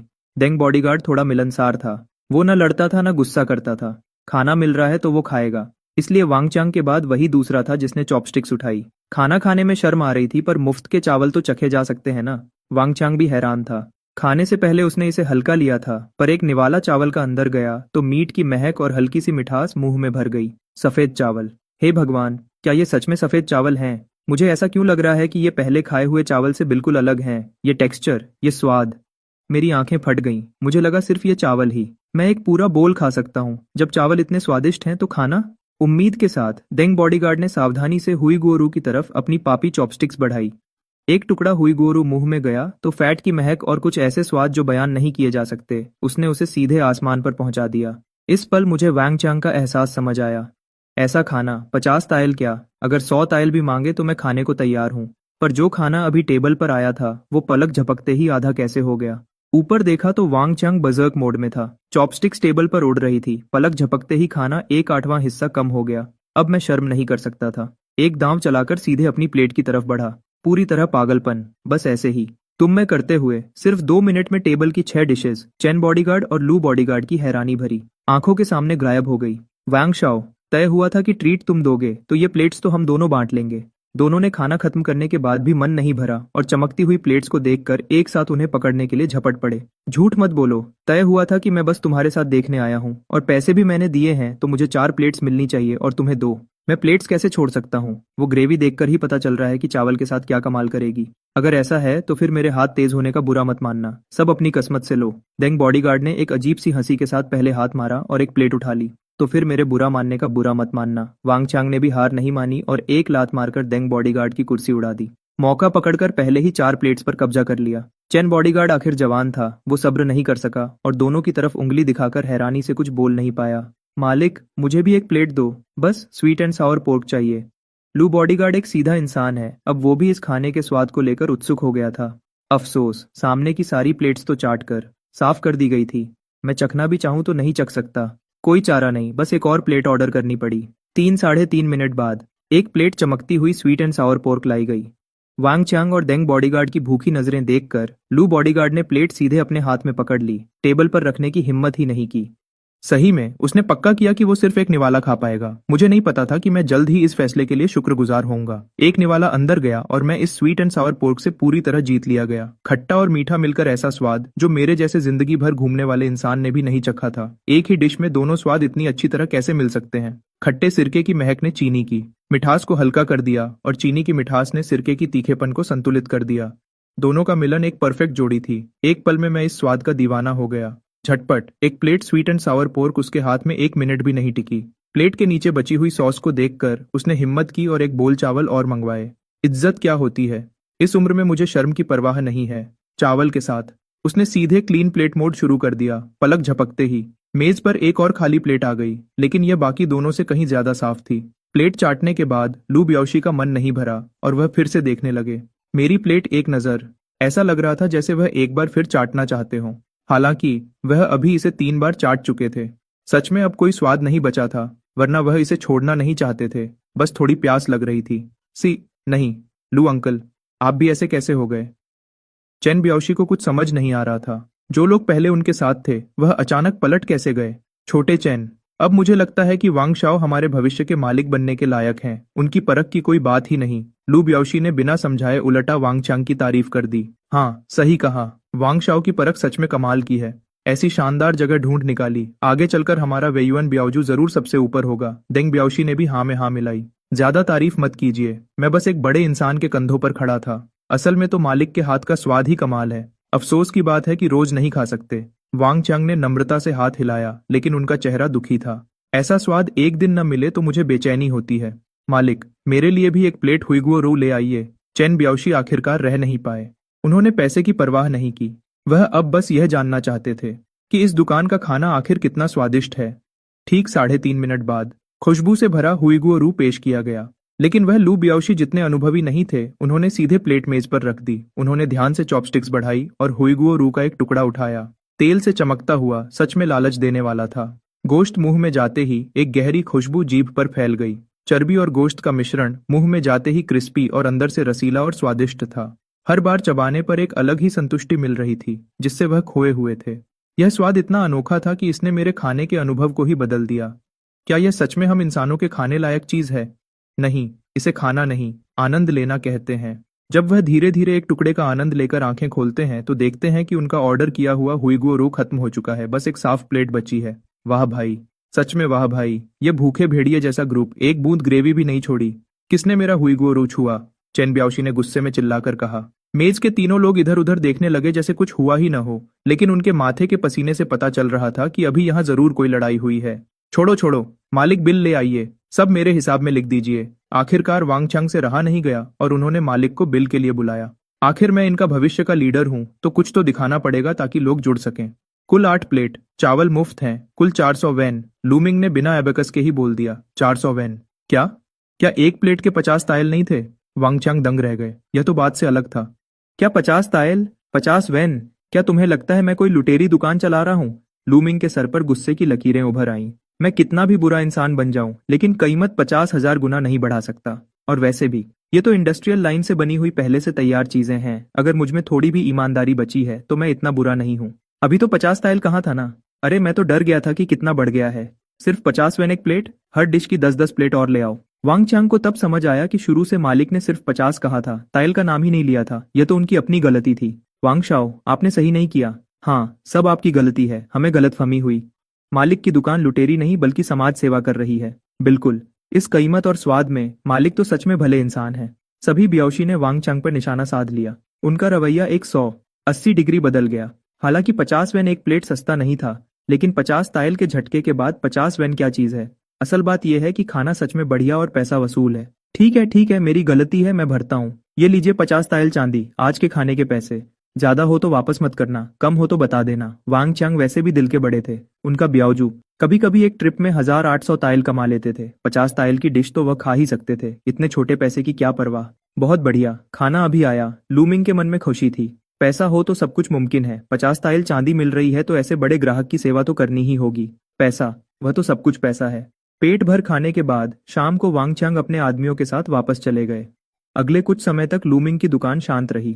वांग चांग कभी कभी खाना खाने आते थे, लेकिन पहली बार के अलावा दुकान में ज्यादा भीड़ नहीं होती थी। कभी कभी कोई व्यापारी काफिला गुजरता था। जब वह सुनते कि हर डिश 50 वेन की है तो वह तुरंत अपना कदम पीछे खींच लेते और वापस चले जाते, बिना किसी झिझक के। खुशी की बात यह है कि अब मुझे इन छोटे मोटे ग्राहकों की परवाह नहीं है। उस अमीर लड़की और वांग चांग के सहयोग से मैंने कुछ ही दिनों में 2 लाख से ज्यादा कमा लिए। दुकान का साल भर का टारगेट पहले ही पूरा हो गया। और क्या चाहिए? मैंने तो यह भी सोचा था कि अगर 2 साल बाद फ्रिज का फ्रोजन सामान नहीं बिका तो सब वांग चांग को ही बेच दूंगा। उससे 1800 ताइल सोना ले लूंगा और बाकी की जिंदगी बिस्तर में लेटकर मोबाइल चलाऊंगा।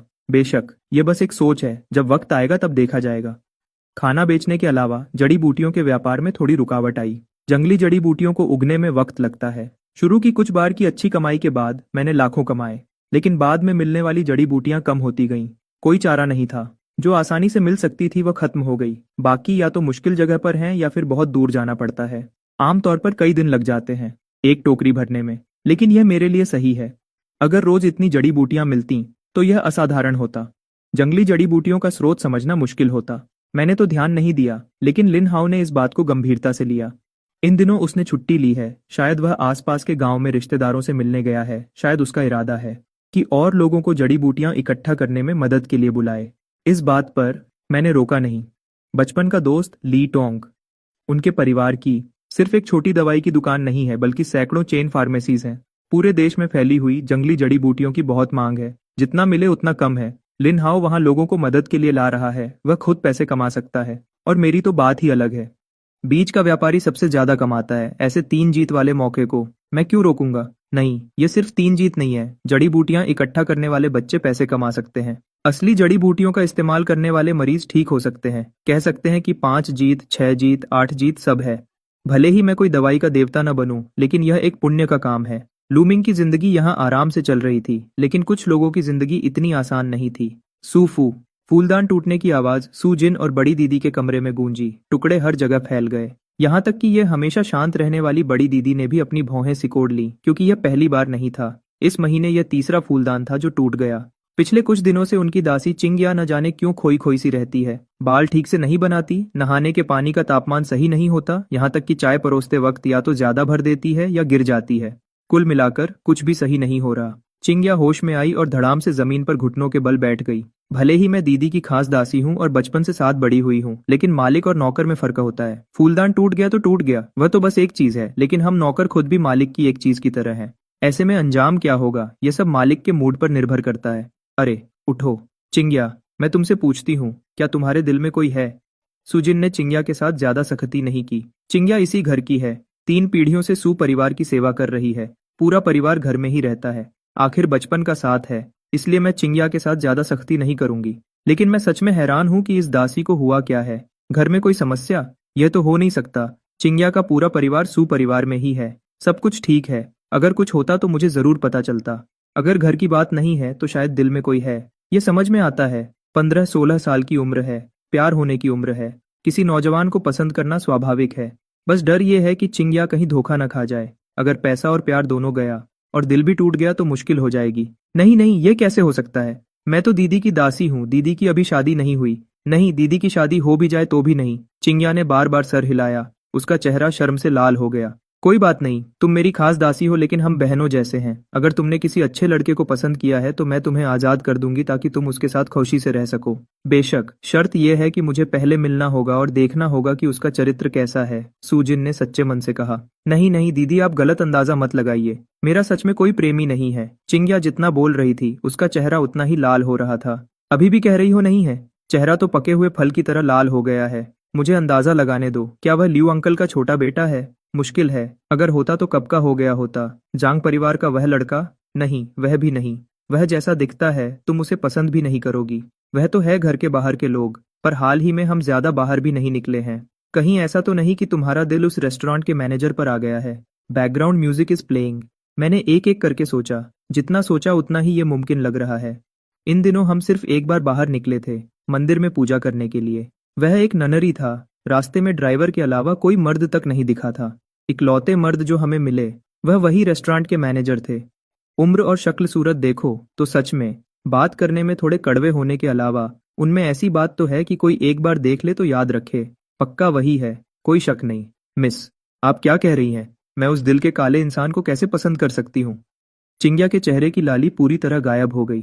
बस चेहरे पर उलझन बची थी। अगर उस रेस्टोरेंट का खाना खाने से पहले की बात करें तो शायद मैं उस मैनेजर से नफरत करती, पर उनके हाथ का खाना चखने के बाद मेरी सोच पूरी बदल गई। उस मैनेजर का दिल काला है, पर पूरी तरह नहीं। कम से कम वह खाना उस कीमत के लायक तो है। सच में नहीं, सच में नहीं। चिंग्या ने जोर से सर हिलाया।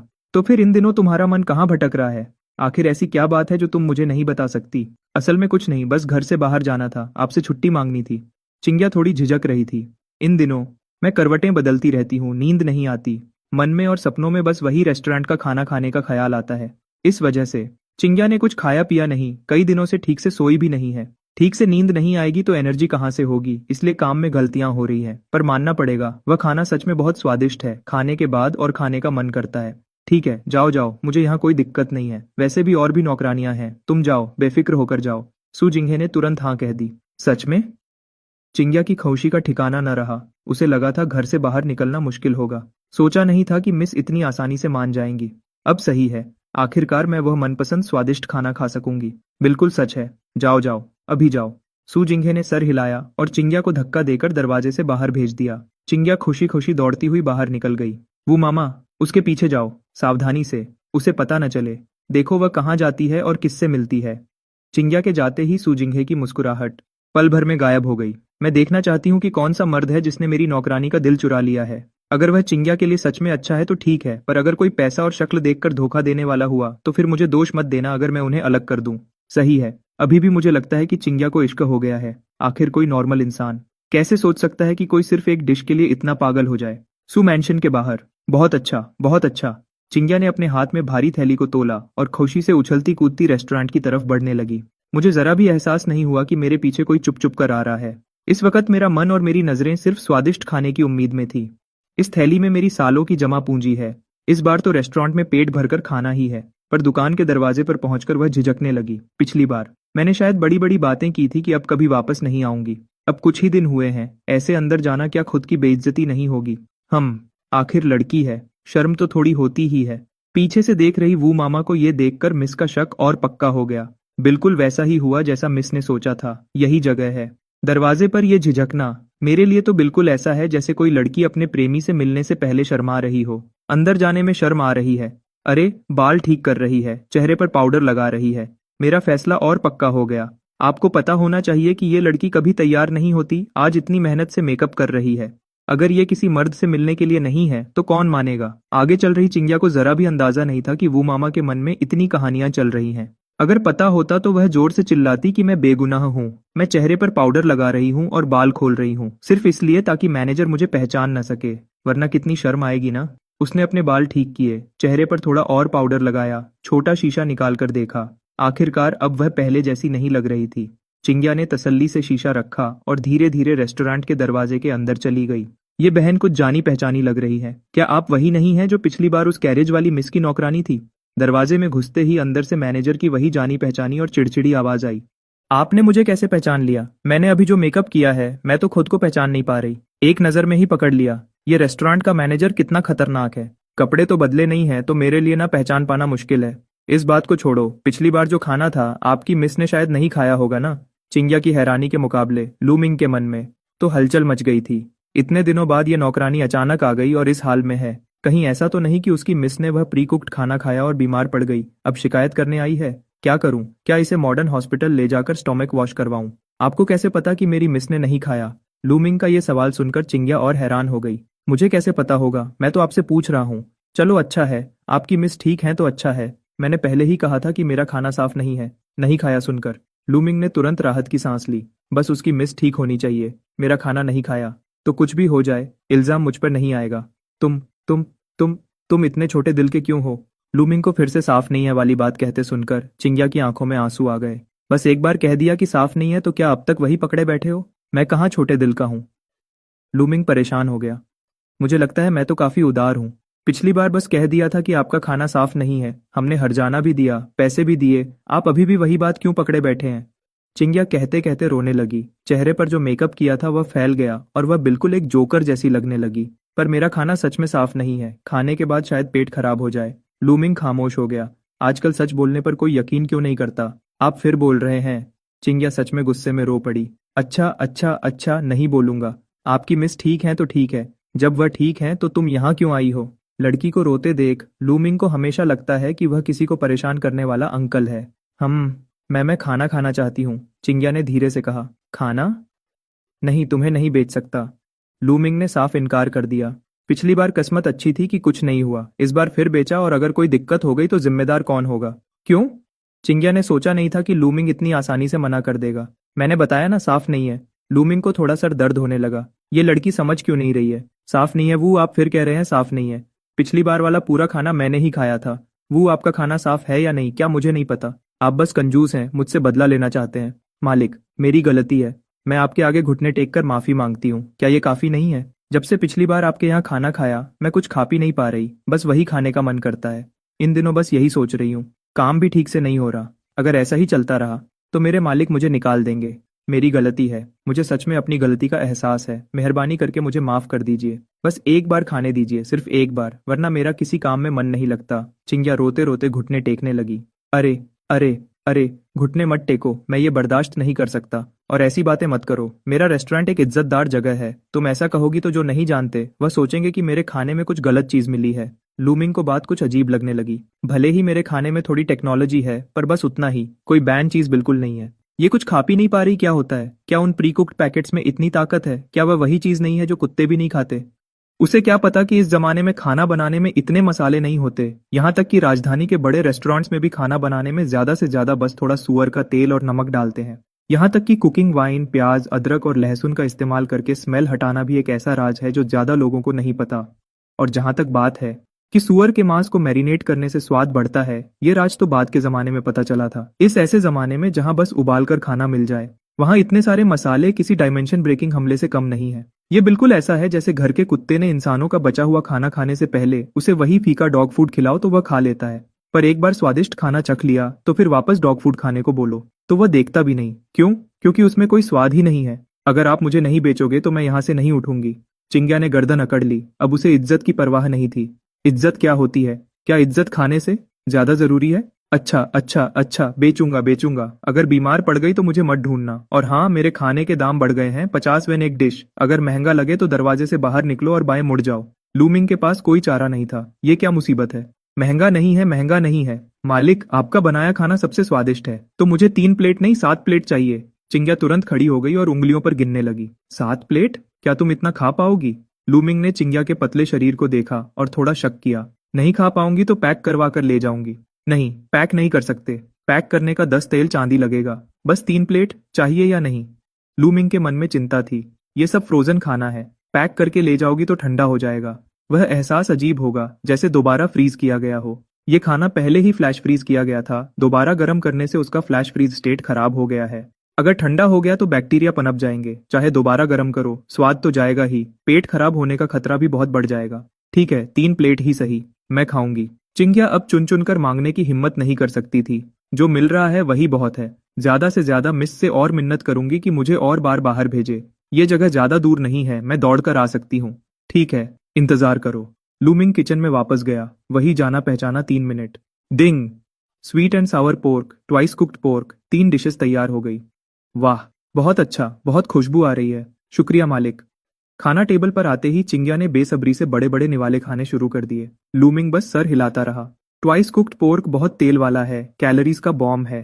कंग पाओ चिकन, चिकन को तेल में तलकर बनाया है और ऊपर से टोमेटो केचप का इस्तेमाल किया है। ये तरीका बिल्कुल असली नहीं है। स्वीट एंड सावर पोर्क की तो बात ही मत करो, स्टार्च इतना ज्यादा है कि क्रिस्पीपन ही खत्म हो गया। इन 3 डिशेस को कोई कैसे स्वादिष्ट कह सकता है? देखते ही पता चलता है कि इसे खाने की असली समझ नहीं है। स्वादिष्ट, सच में बहुत स्वादिष्ट। एक वक्त का खाना। चिंग्या ने पूरे आधे घंटे तक खाया, तब जाकर उसे तसल्ली मिली। वह वहां से निकल गई। Background music is playing. Sue mansion. इस वक्त वू मामा पहले ही वापस आकर रिपोर्ट दे चुकी थी। क्या तुमने ध्यान से देखा? सू जिंघे अपने हाथ में लिए को हिलाते हुए बोली। फोजू ने एक तरफ पूछते हुए कहा, मैंने साफ साफ देखा है। चिंग्या हवेली का दरवाजा निकलते ही सीधे उस रेस्टोरेंट की तरफ गई। उसके हाथ में एक भरा हुआ पैसों का थैला था। दरवाजे के पास पहुंचकर उसने खास तौर पर एक इंसेंस स्टिक जलने जितने समय तक खुद को तैयार किया। अरे, उसने इतना पाउडर लगाया जैसे वो मुफ्त का हो, और बालों को भी बार बार ठीक किया। रेस्टोरेंट में घुसने के बाद वो आधे घंटे से ज्यादा वहीं रही। जब वो बाहर निकली तो उसके बाल बिखरे हुए थे, पैसों का थैला साफ तौर पर पिचक गया था और उसके चेहरे पर बहुत खुशी थी। मुझे लगता है जैसा आपने अंदाजा लगाया था, इस लड़की का दिल किसी पर आ गया है। वो मामा ने जो देखा था वो सब कुछ वैसा ही बता दिया। क्या तुम्हें यकीन है कि वो रेस्टोरेंट में खाना खाने नहीं गई थी? ऐसा कैसे हो सकता है? कोई आधे घंटे से ज्यादा खाना कैसे खा सकता है? कौन खाना खाने से पहले एक इंसेंस स्टिक जलने जितना समय तैयार होने में लगाता है? और वैसे भी चिंग्या कोई पेटू लड़की नहीं है। पहले तो वो सबसे ज्यादा कंट्रोल करती थी, एक निवाला भी ज्यादा नहीं खाती थी। वो मामा ने बार बार अपना सर हिलाया। ठीक है, समझ गई, जाओ यहाँ से। हाँ, उस रेस्टोरेंट के मालिक की जांच करो, देखो वो कहाँ से आया है। क्या वो सच में है या पैसे ठगने वाला? अगर पैसे ठगने वाला है तो सू जिंघे की आंखों में एक ठंडी चमक दौड़ गई। वो मामा वहां से चली गई। वो मामा के जाते ही चिंग्या भी वापस आ गई। चिंग्या बाहर से घूमकर आई थी और उसका मूड काफी अच्छा था। सू जिंघे ध्यान से चिंग्या के चेहरे को देख रही थी। उसके चेहरे पर साफ तौर पर धोने के निशान थे और बालों में थोड़ा पाउडर चिपका हुआ था। शरीर से आती तेज पाउडर की महक ने वो मामा की बात की पुष्टि कर दी। इस लड़की ने तैयारी की थी, बस वापस आकर धो लिया था, लेकिन उसके चेहरे की मुस्कुराहट छुपी नहीं रही थी। हे, मेम साहब आप चिंता न करें, मैं आगे से कोई गलती नहीं करूंगी, जरूर अच्छे से काम करूंगी। चिंग्या ने सीधा जवाब नहीं दिया, बस बेवकूफों की तरह हंसती रही। हम आज कहाँ गई थी? खाना खाने, उसी पुराने रेस्टोरेंट में। चिंग्या ने बहुत कुछ बोल दिया, लेकिन मैं कैसे मान सकती थी? खाना खाने से कोई इतना खुश कैसे हो सकता है? खाना खाने में इतना समय कैसे लग सकता है? खाना खाने के लिए पाउडर और मेकअप करने की क्या जरूरत थी? भूत ही माने। भगवान जैसा स्वाद, दुनिया का सबसे बेहतरीन खाना, ये सब बहाने हैं। इतने सारे झूठ बोलने के लक्षण। इस वक्त चिंग्या की सफाई बिल्कुल ऐसी लग रही थी जैसे कोई बच्चा अपने माँ बाप से अपना पहला प्यार छुपा रहा हो। जितना ज्यादा वो बोल रही थी उतना ही वो झूठी लग रही थी, लेकिन मैंने उसे रोका नहीं। चोर को तब पकड़ो जब वो चोरी कर रहा हो, और धोखेबाज को तब जब वो रंगे हाथ पकड़ा जाए। जब मेरे पास पक्का सबूत होगा तब देखती हूँ ये लड़की कैसे झूठ बोलेगी। अगले कुछ दिनों तक चिंग्या रुक रुक कर छुट्टी लेकर बाहर खाना खाने जाती रही और सुजिंघे ने इजाजत दे दी। मुझे एक सही मौके की तलाश थी और इस मौके के लिए सबसे जरूरी था कि पहले सब कुछ अच्छे से जांच लूं। रेस्टोरेंट का काम हमेशा की तरह चल रहा था। लूमिंग का दुकान खोलने का समय अब और भी अनियमित हो गया था। वैसे भी वहां कुछ ही रेगुलर कस्टमर्स थे, दुकान खुले या न खुले कोई फर्क नहीं पड़ता था। चिंग्या के हर कुछ दिन में एक बार आने के अलावा बाकी सिर्फ वांग चंग था जो कभी कभी आ जाता था, ब्याओजू के गार्ड्स को खाना खिलाने के लिए। सच कहूं तो वांगचांग के आने की फ्रीक्वेंसी सबसे ज्यादा थी। जब भी कोई काम नहीं होता वो यहाँ भागा चला आता था। उसके नीचे वाले घोड़े की भी मेहनत है। आज वांगचांग फिर आया, लेकिन इस बार वो अकेला नहीं था, बल्कि वो पूरी एक एस्कॉर्ट टीम को लेकर आया था। मालिक, खाना लाओ, जो भी अच्छा है सब मेरे लिए ले आओ। दरवाजे में घुसते ही वांगचांग ने जोर से चिल्लाकर कहा, जैसे वो अपने घर वापस आ गया हो। ओह, इतने सारे लोग, क्या तुम कहीं दूर जा रहे हो? लूमिंग ने एक नजर डाली। दर्जनों लोगों की टीम काफी शानदार लग रही थी। टीम के बीच में कुछ घोड़ा गाड़ियां थीं जिन पर दर्जनों बॉक्स रखे थे। वो काफी भारी लग रहे थे, देखकर ही लग रहा था कि वो कीमती हैं। हाँ, इस बार बाहर जाने में कुछ महीने लगेंगे। फिर से लंबे समय तक आपके हाथ का खाना नहीं मिल पाएगा मालिक, वांगचांग ने उदास होकर कहा। लेकिन मैं सही और गलत में फर्क समझता हूँ। खाना तो बस खाना है, असली काम तो ब्याओजू की जिम्मेदारी निभाना है। जब काम न हो तो यहाँ आकर खाना पीना ठीक है, लेकिन काम के वक्त तो सफर करना ही पड़ेगा, वरना इतनी बड़ी विरासत कुछ पीढ़ियों में ही खत्म हो जाएगी। बात तो सही है। वैसे तुम कहाँ जा रहे हो? लूमिंग ने सर हिलाया और यूं ही पूछ लिया। इस बार कुछ सामान क्वांझो पहुंचाना है। रास्ता बहुत दूर तो नहीं है, लेकिन आजकल दक्षिण में थोड़ी गड़बड़ है, इस रास्ते पर शायद सब कुछ ठीक न हो। वांग चांग ने सर हिलाया, उसका चेहरा कुछ उदास था। दक्षिण में गड़बड़ है? मैं जब से यहाँ आया हूँ इसी केहुओ टाउन में हूँ, कभी बाहर नहीं गया। बाहर की स्थिति के बारे में मुझे कुछ नहीं पता, लेकिन केहुओ टाउन की जिंदगी को देखकर लगता है कि सब कुछ शांत है, बस थोड़ा गरीब है, वरना और कुछ नहीं। मुझे लगा बाहर भी सब ऐसा ही होगा। हाँ, इन सालों में दरबार ने कोशिश तो बहुत की है, लेकिन दक्षिण में सिर्फ पहाड़ और नदियां हैं, अनाज उग नहीं पाता। अगर व्यापारी और दरबार उत्तर से अनाज न मंगवाते तो शायद कब का भुखमरी आ गई होती। लेकिन पिछले कुछ सालों से उत्तर में या तो भयंकर सूखा पड़ा है या बाढ़। खुद का अनाज ही काफी नहीं है तो दक्षिण को कहां से देंगे? अब वहां हर जगह पहाड़ों पर कब्जा करने वाले डाकू हैं। बहुत गड़बड़ है वहां, वांग चांग ने थोड़ी चिंता से कहा। हम जैसे एस्कॉर्ट करने वालों के लिए ये स्थिति अच्छी भी है और बुरी भी। अच्छी ये है कि ब्याओजू का काम बढ़ गया है, बुरी ये है कि खतरा बहुत बढ़ गया है। कुल मिलाकर वो रास्ता बिल्कुल भी अच्छा नहीं है, तो रास्ते में अपना ख्याल रखना। लूमिंग को समझ नहीं आया कि क्या कहे।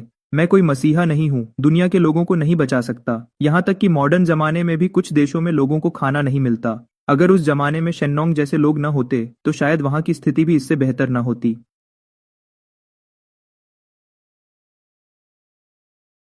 मुझे तो कोई चिंता नहीं है अपनी मार्शल आर्ट्स के दम पर। मुझे तो कोई चिंता नहीं है अपनी मार्शल आर्ट्स के दम पर। अगर सच में कुछ हुआ और मैं नहीं लड़ पाया तो भाग तो सकता ही हूँ। मुझे बस तुम्हारी चिंता है। अगर सच में गड़बड़ बढ़ गई और मुसीबत राजधानी तक पहुंच गई तो तुम्हारी ये जगह खतरे में आ जाएगी। क्या कभी राजधानी में बिजनेस करने का सोचा है? तुम्हारी इस कला के दम पर तुम वहां जरूर टिक जाओगे। वांग चियांग कब से लूमिंग को वहां ले जाने की कोशिश कर रहा था। ये मौका सही था थोड़ा सौंध लेने का। जरूरत नहीं है, मैं कहीं नहीं जा रहा। लूमिंग को पता था। मजाक कर रहे हो? मेरा किचन मेरे साथ थोड़ी शिफ्ट हो सकता है। राजधानी जाकर क्या करूंगा? क्या वहां यहाँ से ज्यादा सुरक्षित होगा? अगर सच में कोई मुसीबत आई तो मैं सीधे मॉडर्न जमाने में चला जाऊंगा। सिक्योरिटी डोर बंद कर दूंगा, कोई मुझे छू भी नहीं पाएगा। सही कहा, ये कोई आम सिक्योरिटी डोर नहीं है, बैंक के वॉल्ट लेवल का ब्लास्ट प्रूफ डोर है। इन दिनों जब मैं फ्री था मैंने खास तौर पर मिस्त्री को बुलाकर किचन में लगवाया था। जब तक बॉम्ब न हो ये नहीं टूट सकता, बहुत सुरक्षित है। कुछ मिस्त्रियों को समझ नहीं आया कि किचन में ब्लास्ट प्रूफ डोर क्यों चाहिए, लेकिन पैसे लिए और काम कर दिया। हर किसी की अपनी पसंद होती है। उन्होंने मेरी पसंद का सम्मान किया, या अगर सम्मान नहीं भी किया तो पैसों का तो सम्मान करना ही पड़ेगा। ये दरवाजा वैसे आम लोगों से बचने के लिए नहीं था बल्कि चोरों से बचने के लिए था। इस तरह अगर रात को रेस्टोरेंट में कोई चोर घुस भी जाए तो वो मॉडर्न जमाने तक नहीं पहुंच पाएगा। रात को सोते वक्त मैं काफी सुकून से रह सकता हूँ। ठीक है, पता था तुम यही कहोगे, तो मुझे तुम्हें एक और बात याद दिलानी है। 3 साल में एक बार होने वाली चुनवे जल्द ही आने वाली है। बहुत सारे छात्र राजधानी जाने की तैयारी कर रहे हैं। तुम्हें भी तैयारी शुरू कर देनी चाहिए। वांग चांग ने दुखी होकर सर हिलाया। लगता है घर बैठे स्वादिष्ट खाने की आजादी का सपना अब पूरा नहीं होगा। चुनवे क्या वो अगले साल शुरू नहीं होने वाली? अभी तो सिर्फ मार्च है, पूरा 1 साल बाकी है। और वैसे भी मैं कोई एग्जाम थोड़ी दे रहा हूँ, तैयारी किस बात की? लूमिंग ने हैरानी से पूछा। तुम रेस्टोरेंट चला रहे हो ना? केहुओ टाउन राजधानी जाने का रास्ता है। हर बार बहुत सारे छात्र यहाँ से गुजरते हैं। बेशक अब वो आमतौर पर बगल से निकल जाते हैं, लेकिन वो इसलिए क्योंकि पहले केहुओ टाउन में खाने पीने की जगह नहीं थी। अब तुमने दुकान खोल ली है तो हो सकता है कोई आ जाए। नहीं, ये पक्का है कि लोग आएंगे। मैं ये नहीं कह रहा, लेकिन वो गरीब छात्र, क्या तुम्हें यकीन है कि वो मेरे यहाँ का खाना अफोर्ड कर सकते हैं? लूमिंग को शक था। मैंने कहानियों में देखा है, कोई भी छात्र अमीर नहीं होता। सब अमीर घर की लड़कियों, कोठे की औरतों या घर की पत्नी के पैसों पर पलते हैं, तभी राजधानी एग्जाम देने का खर्चा निकलता है। इस तरह से भी उन्हें पैसे बचाकर चलना पड़ता है। ऐसे लोग 50 वेन का एक डिश अफोर्ड कर पाएंगे? शायद थोड़ा मुश्किल है। बैकग्राउंड म्यूजिक बज रहा है। तुम ये क्या कह रहे हो? जो चुनवे देने जा रहे हैं वो सब जूरन हैं। रास्ते में बहुत से अमीर व्यापारी होते हैं जो पैसे देने को तैयार रहते हैं। बेशक ये पैसे मुफ्त में नहीं मिलते, इसलिए ज्यादातर लोग खुद ही मैनेज करना पसंद करते हैं। लेकिन जूरन खुद भी कुछ कमाते हैं, एक वक्त का खाना तो अफोर्ड कर ही सकते हैं। लेकिन चुनवे अभी दूर है। मैं तुम्हें च्यूवे के लिए तैयार होने को कह रहा हूँ। सच कहूँ तो हमारे बियाऊजू को खबर मिली है, दक्षिण के कुछ इलाकों में भयंकर आफत आई है। लोग भूखे हैं और सरकारी अफसर संभाल नहीं पा रहे हैं। बहुत सी जगहों पर च्यूवे हो ही नहीं पाएगी, इसलिए दरबार ने फैसला किया है कि उन सबको राजधानी बुलाकर एग्जाम लिया जाए। इस तरह एग्जाम खत्म होते ही सीधे चुनवे की तैयारी शुरू हो जाएगी। बार बार आने जाने का झंझट भी नहीं रहेगा। वांग चांग ने धीमी आवाज में कहा। तो अगर कोई फेल हो गया तो क्या होगा? फेल हो गया तो वापस चला जाएगा। आजकल के जमाने में जिसके पास स्टेटस है उसी की इज्जत है। दरबार इतना कुछ नहीं देख सकता। वांग चांग ने सहज होकर कहा। ठीक है, लेकिन इस तरह से जो लोग च्यूवे देने आएंगे क्या वो और गरीब नहीं होंगे? शायद वो मेरे यहाँ का खाना और भी अफोर्ड नहीं कर पाएंगे। मैं क्या तैयारी करूँ? लूमिंग ने आंखें घुमाई। अमीर व्यापारी है ना? जूरन के अलावा जो छात्र टैलेंटेड हैं उन्हें अमीर व्यापारी सपोर्ट करते हैं। इसे इन्वेस्टमेंट कहते हैं। और तुम भी कुछ टैलेंटेड लोगों में इन्वेस्ट कर सकते हो। जब वो भविष्य में कामयाब हो जाए तो तुम्हारे रेस्टोरेंट के लिए कुछ लिख दें या बोर्ड लगा दें तो बिजनेस अपने आप बढ़ जाएगा। शायद 100 साल बाद ये एक मिसाल बन जाए। वांग चांग ने निराशा से कहा। जरूरत नहीं है, मुझे उन चीजों का शौक नहीं है। लूमिंग ने हाथ हिलाया जैसे वो दुनिया से निर्लिप्त हो। उन गरीब छात्रों पर भरोसा करके क्या होगा? अगर सच में मशहूर होना है तो मैं खुद अपने लिए कविता लिख लूंगा, कुछ पुरानी मशहूर पंक्तियां चिपका दूंगा, एक लिटरेरी मास्टर बन जाऊंगा। पक्का उन छात्रों की खट्टे मीठे कविताओं से बेहतर होगा। ठीक है ठीक है, पैसा तो चाहिए ना? वैंग चांग ने फिर एक सांस ली। मुझे सच में नहीं पता था कि लूमिंग इतना जिद्दी है। मैं किसी को एहसान देना चाहता हूँ, ये इतना मुश्किल क्यों है? ये तो अच्छी बात है, लेकिन क्या तुमने नहीं कहा था कि उनके पास पैसे नहीं हैं? लूमिंग ने सर हिलाया। पैसे तो मुझे जरूर चाहिए। पैसे नहीं है इसलिए तो पैसे कमाना आसान है। वांग चांग ने सहज होकर कहा। ये सुनकर मैं कंफ्यूज हो गया। लूमिंग को लगा कि इस वक्त जो उसने सुना वो इंसानी बात नहीं थी। सोचो, वो सब छात्र और जूरन, क्या उन्होंने 10 साल तक मेहनत नहीं की? रोजाना सादा खाना खाकर आदत हो गई है, मुंह में स्वाद ही नहीं बचा होगा। इतना लंबा सफर, इतनी थकान। जब तुम्हारे यहाँ पहुंचेंगे और खुशबू सूंघेंगे तो कौन नहीं खाना चाहेगा? पैसे कम है, कोई बात नहीं, उनके पास हमेशा पेन, इंक और पेपर तो होता ही है। उनसे कुछ लिखवा लो या पेंटिंग बनवा लो, खाने का बिल चुका देंगे। इन लोगों में से अगर कोई भविष्य में ज्वांगयुआन बन गया या जिनशी तो तुम्हारा रेस्टोरेंट पूरे देश में मशहूर हो जाएगा। कहना आसान है, अगर वो फेल हो गए तो मैं रद्दी कागज का ढेर लेकर क्या करूंगा। यहाँ तुम गलती कर रहे हो। पढ़ने लिखने वालों की पेंटिंग और लिखाई मार्केट में वैसे ही कीमती होती है और मैं तुम्हारी मदद करूंगा। मैं राजधानी में इतने सालों से हूँ, कौन सा स्कूल अच्छा है, कौन से छात्र मशहूर हैं, मुझे सब पता है। तुम बस लो, मैं चेक करूंगा, पक्का नुकसान नहीं होगा। दोनों बात कर ही रहे थे कि बाहर से शोर सुनाई दिया। कुछ छात्र चिंग्या को घेरे हुए थे और खींचतान कर रहे थे। चिंग्या का चेहरा लाल हो गया था, वो पैसों का थैला पकड़े पीछे हट रही थी। बहन जाग जाओ, हम लोग सफर कर रहे हैं, पैसे खत्म हो गए हैं, एक दिन से खाना नहीं खाया। बहन आप तो नेक दिल लग रही हैं, क्या कुछ पैसे दे सकती हैं ताकि हम एक रोटी खरीद सकें। मैं मेरे पास पैसे नहीं हैं, आप लोग जाओ यहाँ से। चिंग्या गुस्से में पैर पटकने लगी। मैं आज खाना खाने आई थी, सोचा नहीं था कि इन गरीब छात्रों से पाला पड़ेगा। लूमिंग ने भौहें सिकोड़ी, दरवाजा धकेलकर बाहर निकला। कुछ लोग मिलकर एक लड़की को परेशान करना ये सही नहीं है ना। मालिक माफ कीजिएगा। हम लोग सच में। आगे वाले नीले कपड़े पहने छात्र ने एक लंबी सांस ली और हाथ जोड़कर झुका। वो भूखा और कमजोर दिख रहा था। कपड़े धुले हुए थे लेकिन पुराने और सफेद पड़ चुके थे, आस्तीन भी घिस गई थी। मैंने उन पर एक नजर डाली। कुल 5 लोग थे, सभी नौजवान थे। उनकी आंखें तो साफ थीं, बस उनके चेहरे पर गहरी थकान और परेशानी साफ दिख रही थी। अंदर आ जाओ। मालिक हम शायद ज्यादा पैसे नहीं दे पाएंगे, पहले पेट भरकर खा लो फिर बात करेंगे। लूमिंग मुड़कर हॉल में चला गया। कुछ शुभों ने एक दूसरे की तरफ देखा, थोड़ा झिझके, पर फिर अंदर आ गए। चिंग्या ने भी मौका पकड़कर अंदर घुसने की कोशिश की और लूमिंग के पीछे छुप गई। हॉल में वांग चांग आराम से चाय पी रहा था। इन शुभों को देखकर उसने अपनी भौहें उठाई पर कुछ नहीं बोला। लूमिंग किचन में चला गया। थोड़ी ही देर में 5 कटोरी गरम गरम सफेद चावल, चावल के साथ एक बड़ी प्लेट कुंगपाओ चिकन और एक बड़ी प्लेट हुई गुओरू परोसी गई। सब्जी की मात्रा आम दिनों से काफी ज्यादा थी और खुशबू तुरंत चारों तरफ फैल गई। कुछ शुभों की आंखें फटी की फटी रह गईं। उनके गले की हड्डी ऊपर नीचे हो रही थी, पर फिर भी वे शिष्टाचार बनाए रखने की कोशिश कर रहे थे। मालिक यह बहुत खर्चा हो जाएगा। हम खा लो, यह खाना मेरी तरफ से है, लेकिन एक शर्त है। शुभों तुरंत तनाव में आ गए। खाना खाने के बाद हर कोई मुझे एक कविता लिखकर या एक छोटी सी पेंटिंग बनाकर देगा। विषय कोई भी हो, पर दिल से होना चाहिए। अगर अच्छा लिखा तो अगली बार खाना खाने आने पर तुम अपनी लिखी हुई चीजों से खाने का कुछ हिस्सा चुका सकते हो। सच में? शुभों हैरान और खुश दोनों थे। लिखना और पेंटिंग बनाना हमारे लिए मुश्किल नहीं है। अगर सच में इससे खाने का बिल चुकाया जा सकता है तो यह बहुत अच्छी बात है। बिल्कुल, हम जरूर करेंगे। लेकिन अगर बिना मन के कुछ भी बनाकर दिया तो अगली बार नहीं मिलेगा। शुभों ने बार बार भरोसा दिलाया और अब उन्होंने शर्म लिहाज छोड़ दिया। शुक्रिया कहने के बाद वे टूट पड़े और जल्दी जल्दी खाने लगे। उनका वह खाने का अंदाज वैंगचांग के पहले के अंदाज से भी ज्यादा तेज था।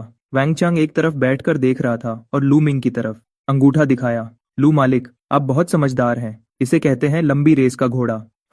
लू मिंग ने कोई जवाब नहीं दिया। मुझे बस लगा कि इन नौजवानों के लिए यह आसान नहीं है, जितनी मदद हो सके करनी चाहिए। साथ ही वांग चांग ने जो रास्ता बताया था उसे भी आजमा लिया। खाने के बाद शुभों ने अपना वादा निभाया और लूमिंग से कलम और स्याही मांगी। शायद उस पेट भर खाने की वजह से या लूमिंग की दयालु भावना की वजह से उन्होंने बहुत ध्यान से लिखा। नीले कपड़े पहने शुभ ने एक बांस की पेंटिंग बनाई जो सीधी और मजबूत थी, जिसमें एक अलग ही तेजस था। एक और शांत शुभ ने लू शिमिंग लिखा, जिसके अक्षर बहुत गहराई और प्रभावशाली थे। सबसे छोटे वाले ने एक साधारण सी लैंडस्केप पेंटिंग बनाई, पर उसका भाव बहुत गहरा था। चिंग्या भी देखकर खो गई और धीरे से लूमिंग से बोली, मालिक, इन्होंने कितना सुंदर बनाया है। वांग चांग भी पास आया और देखकर सर हिलाया, फिर धीरे से लूमिंग से बोला, नीले कपड़े वाला जो वेन्यन है, वह दक्षिण में काफी मशहूर विद्वान है। वह बांस की पेंटिंग जिंगचेंग में कम से कम 10 तेल चांदी की होगी। जिसने लू शिमिंग लिखा है उसका नाम ली पू है। उसकी लिखाई सबसे बेहतरीन है। लू मालिक, आपने इस खाने से बहुत बड़ा मुनाफा कमाया है। लूमिंग ने सावधानी से लिखी हुई चीजों को संभाल कर रख लिया। मैं कला की परख नहीं जानता, पर उनकी ईमानदारी और हुनर महसूस कर सकता हूँ। शुभों 1000 बार शुक्रिया कहकर चले गए और कहा कि अगर वे पतझड़ के बाद जिंगचेंग में परीक्षा के लिए रुके तो जरूर आएंगे। उन्हें जाते हुए देखकर लूमिंग के दिल में अचानक कुछ अलग सा महसूस हुआ। यह प्राचीन और आधुनिक को जोड़ने वाला यह रेस्टोरेंट अब सिर्फ स्टॉक खत्म करने और पैसे कमाने की जगह नहीं रहा था। वांग चांग भी अपने कारवां के साथ निकल गया। जाते वक्त उसने लूमिंग को एक पता दिया, जिंगचेंग में मेरा घर है। अगर कोई काम हो या तुम्हारा मन बदल जाए और जिंगचेंग में दुकान खोलनी हो तो कभी भी आ जाना। दुकान फिर से शांत हो गई। चिंग्या अब भी हर 2-3 दिन में आती थी और हर बार संतुष्ट होकर जाती थी। सु जिनहू और उसके द्वारा भेजे गए जांच करने वाले लोगों को शायद कोई गड़बड़ नहीं मिली और वैसे भी चिंग्या वापस जाकर काम काफी तेजी से करने लगी थी। इसलिए सु जिनहू ने फिलहाल उसे छोड़ दिया। बस उसके दिल में इस रेस्टोरेंट के लिए और ज्यादा उत्सुकता बढ़ गई थी, जिसने उसकी नौकरानी को दीवाना बना रखा था। लिन हाओ वापस आ गया। वह न सिर्फ और ज्यादा गांव के जड़ी बूटी इकट्ठा करने वालों को लाया, बल्कि खुद भी उसने आधिकारिक रूप से रेस्टोरेंट में काम करने की इच्छा जताई। कहा कि तनख्वाह नहीं चाहिए, बस खाना मिल जाए तो काफी है। लूमिंग ने हाँ कह दी। पिछले आंगन का एक कमरा उसके रहने के लिए साफ कर दिया। कोई दुकान पर नजर रखने वाला हो तो मुझे भी सुकून रहेगा। दिन बीतते गए। दक्षिण के विद्वान और परीक्षा देने वाले लोग उत्तर की तरफ आने लगे और केहुआ टाउन से गुजरे। लूमिंग के रेस्टोरेंट में लिखी हुई चीजों के बदले खाना मिलने की बात न जाने कैसे फैल गई, जिसने काफी ऐसे शुभों को आकर्षित किया जो पैसे से तो तंग थे, पर हुनर और ज्ञान में धनी थे। रेस्टोरेंट में धीरे धीरे पढ़ने और बहस करने की आवाजें बढ़ने लगीं। हालांकि थोड़ा शोर था, पर इस पुरानी सी इमारत में एक नई जान आ गई थी। लूमिंग अब भी रोज अपनी मर्जी से उठता था और अब भी माइक्रोवेव का इस्तेमाल करता था अपने प्री कुक्ड खाने को गर्म करने के लिए। फ्रिज का स्टॉक धीरे धीरे कम हो रहा था। आधुनिक दुनिया की वह डिलीवरी शॉप पूरी तरह से सिर्फ दिखावा बनकर रह गई थी, पर उसके बैंक कार्ड में नंबर्स प्राचीन दुनिया की जड़ी बूटियों और लिखी हुई चीजों की दोहरी आमदनी से स्थिर रूप से बढ़ रहे थे। उसने कुछ सोना बदला, अपने बचपन के दोस्त लीटोंग के जरिए सुरक्षित तरीके से बेचा।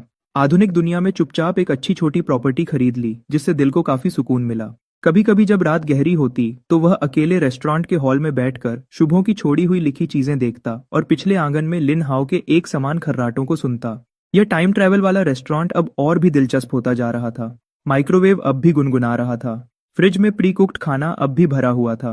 कहानी शायद अभी शुरू ही हुई थी, और लूमिंग, वह मालिक जो तकनीक और मेहनत से एक कस्सा बन गया, उसकी कहानी इस प्राचीन और आधुनिक के मिलन वाले समय में चुपचाप एक नया अध्याय शुरू कर रही थी। शुक्रिया। ये वाला 10 10 10 10 10 10 10 10 के 2 का 1 है।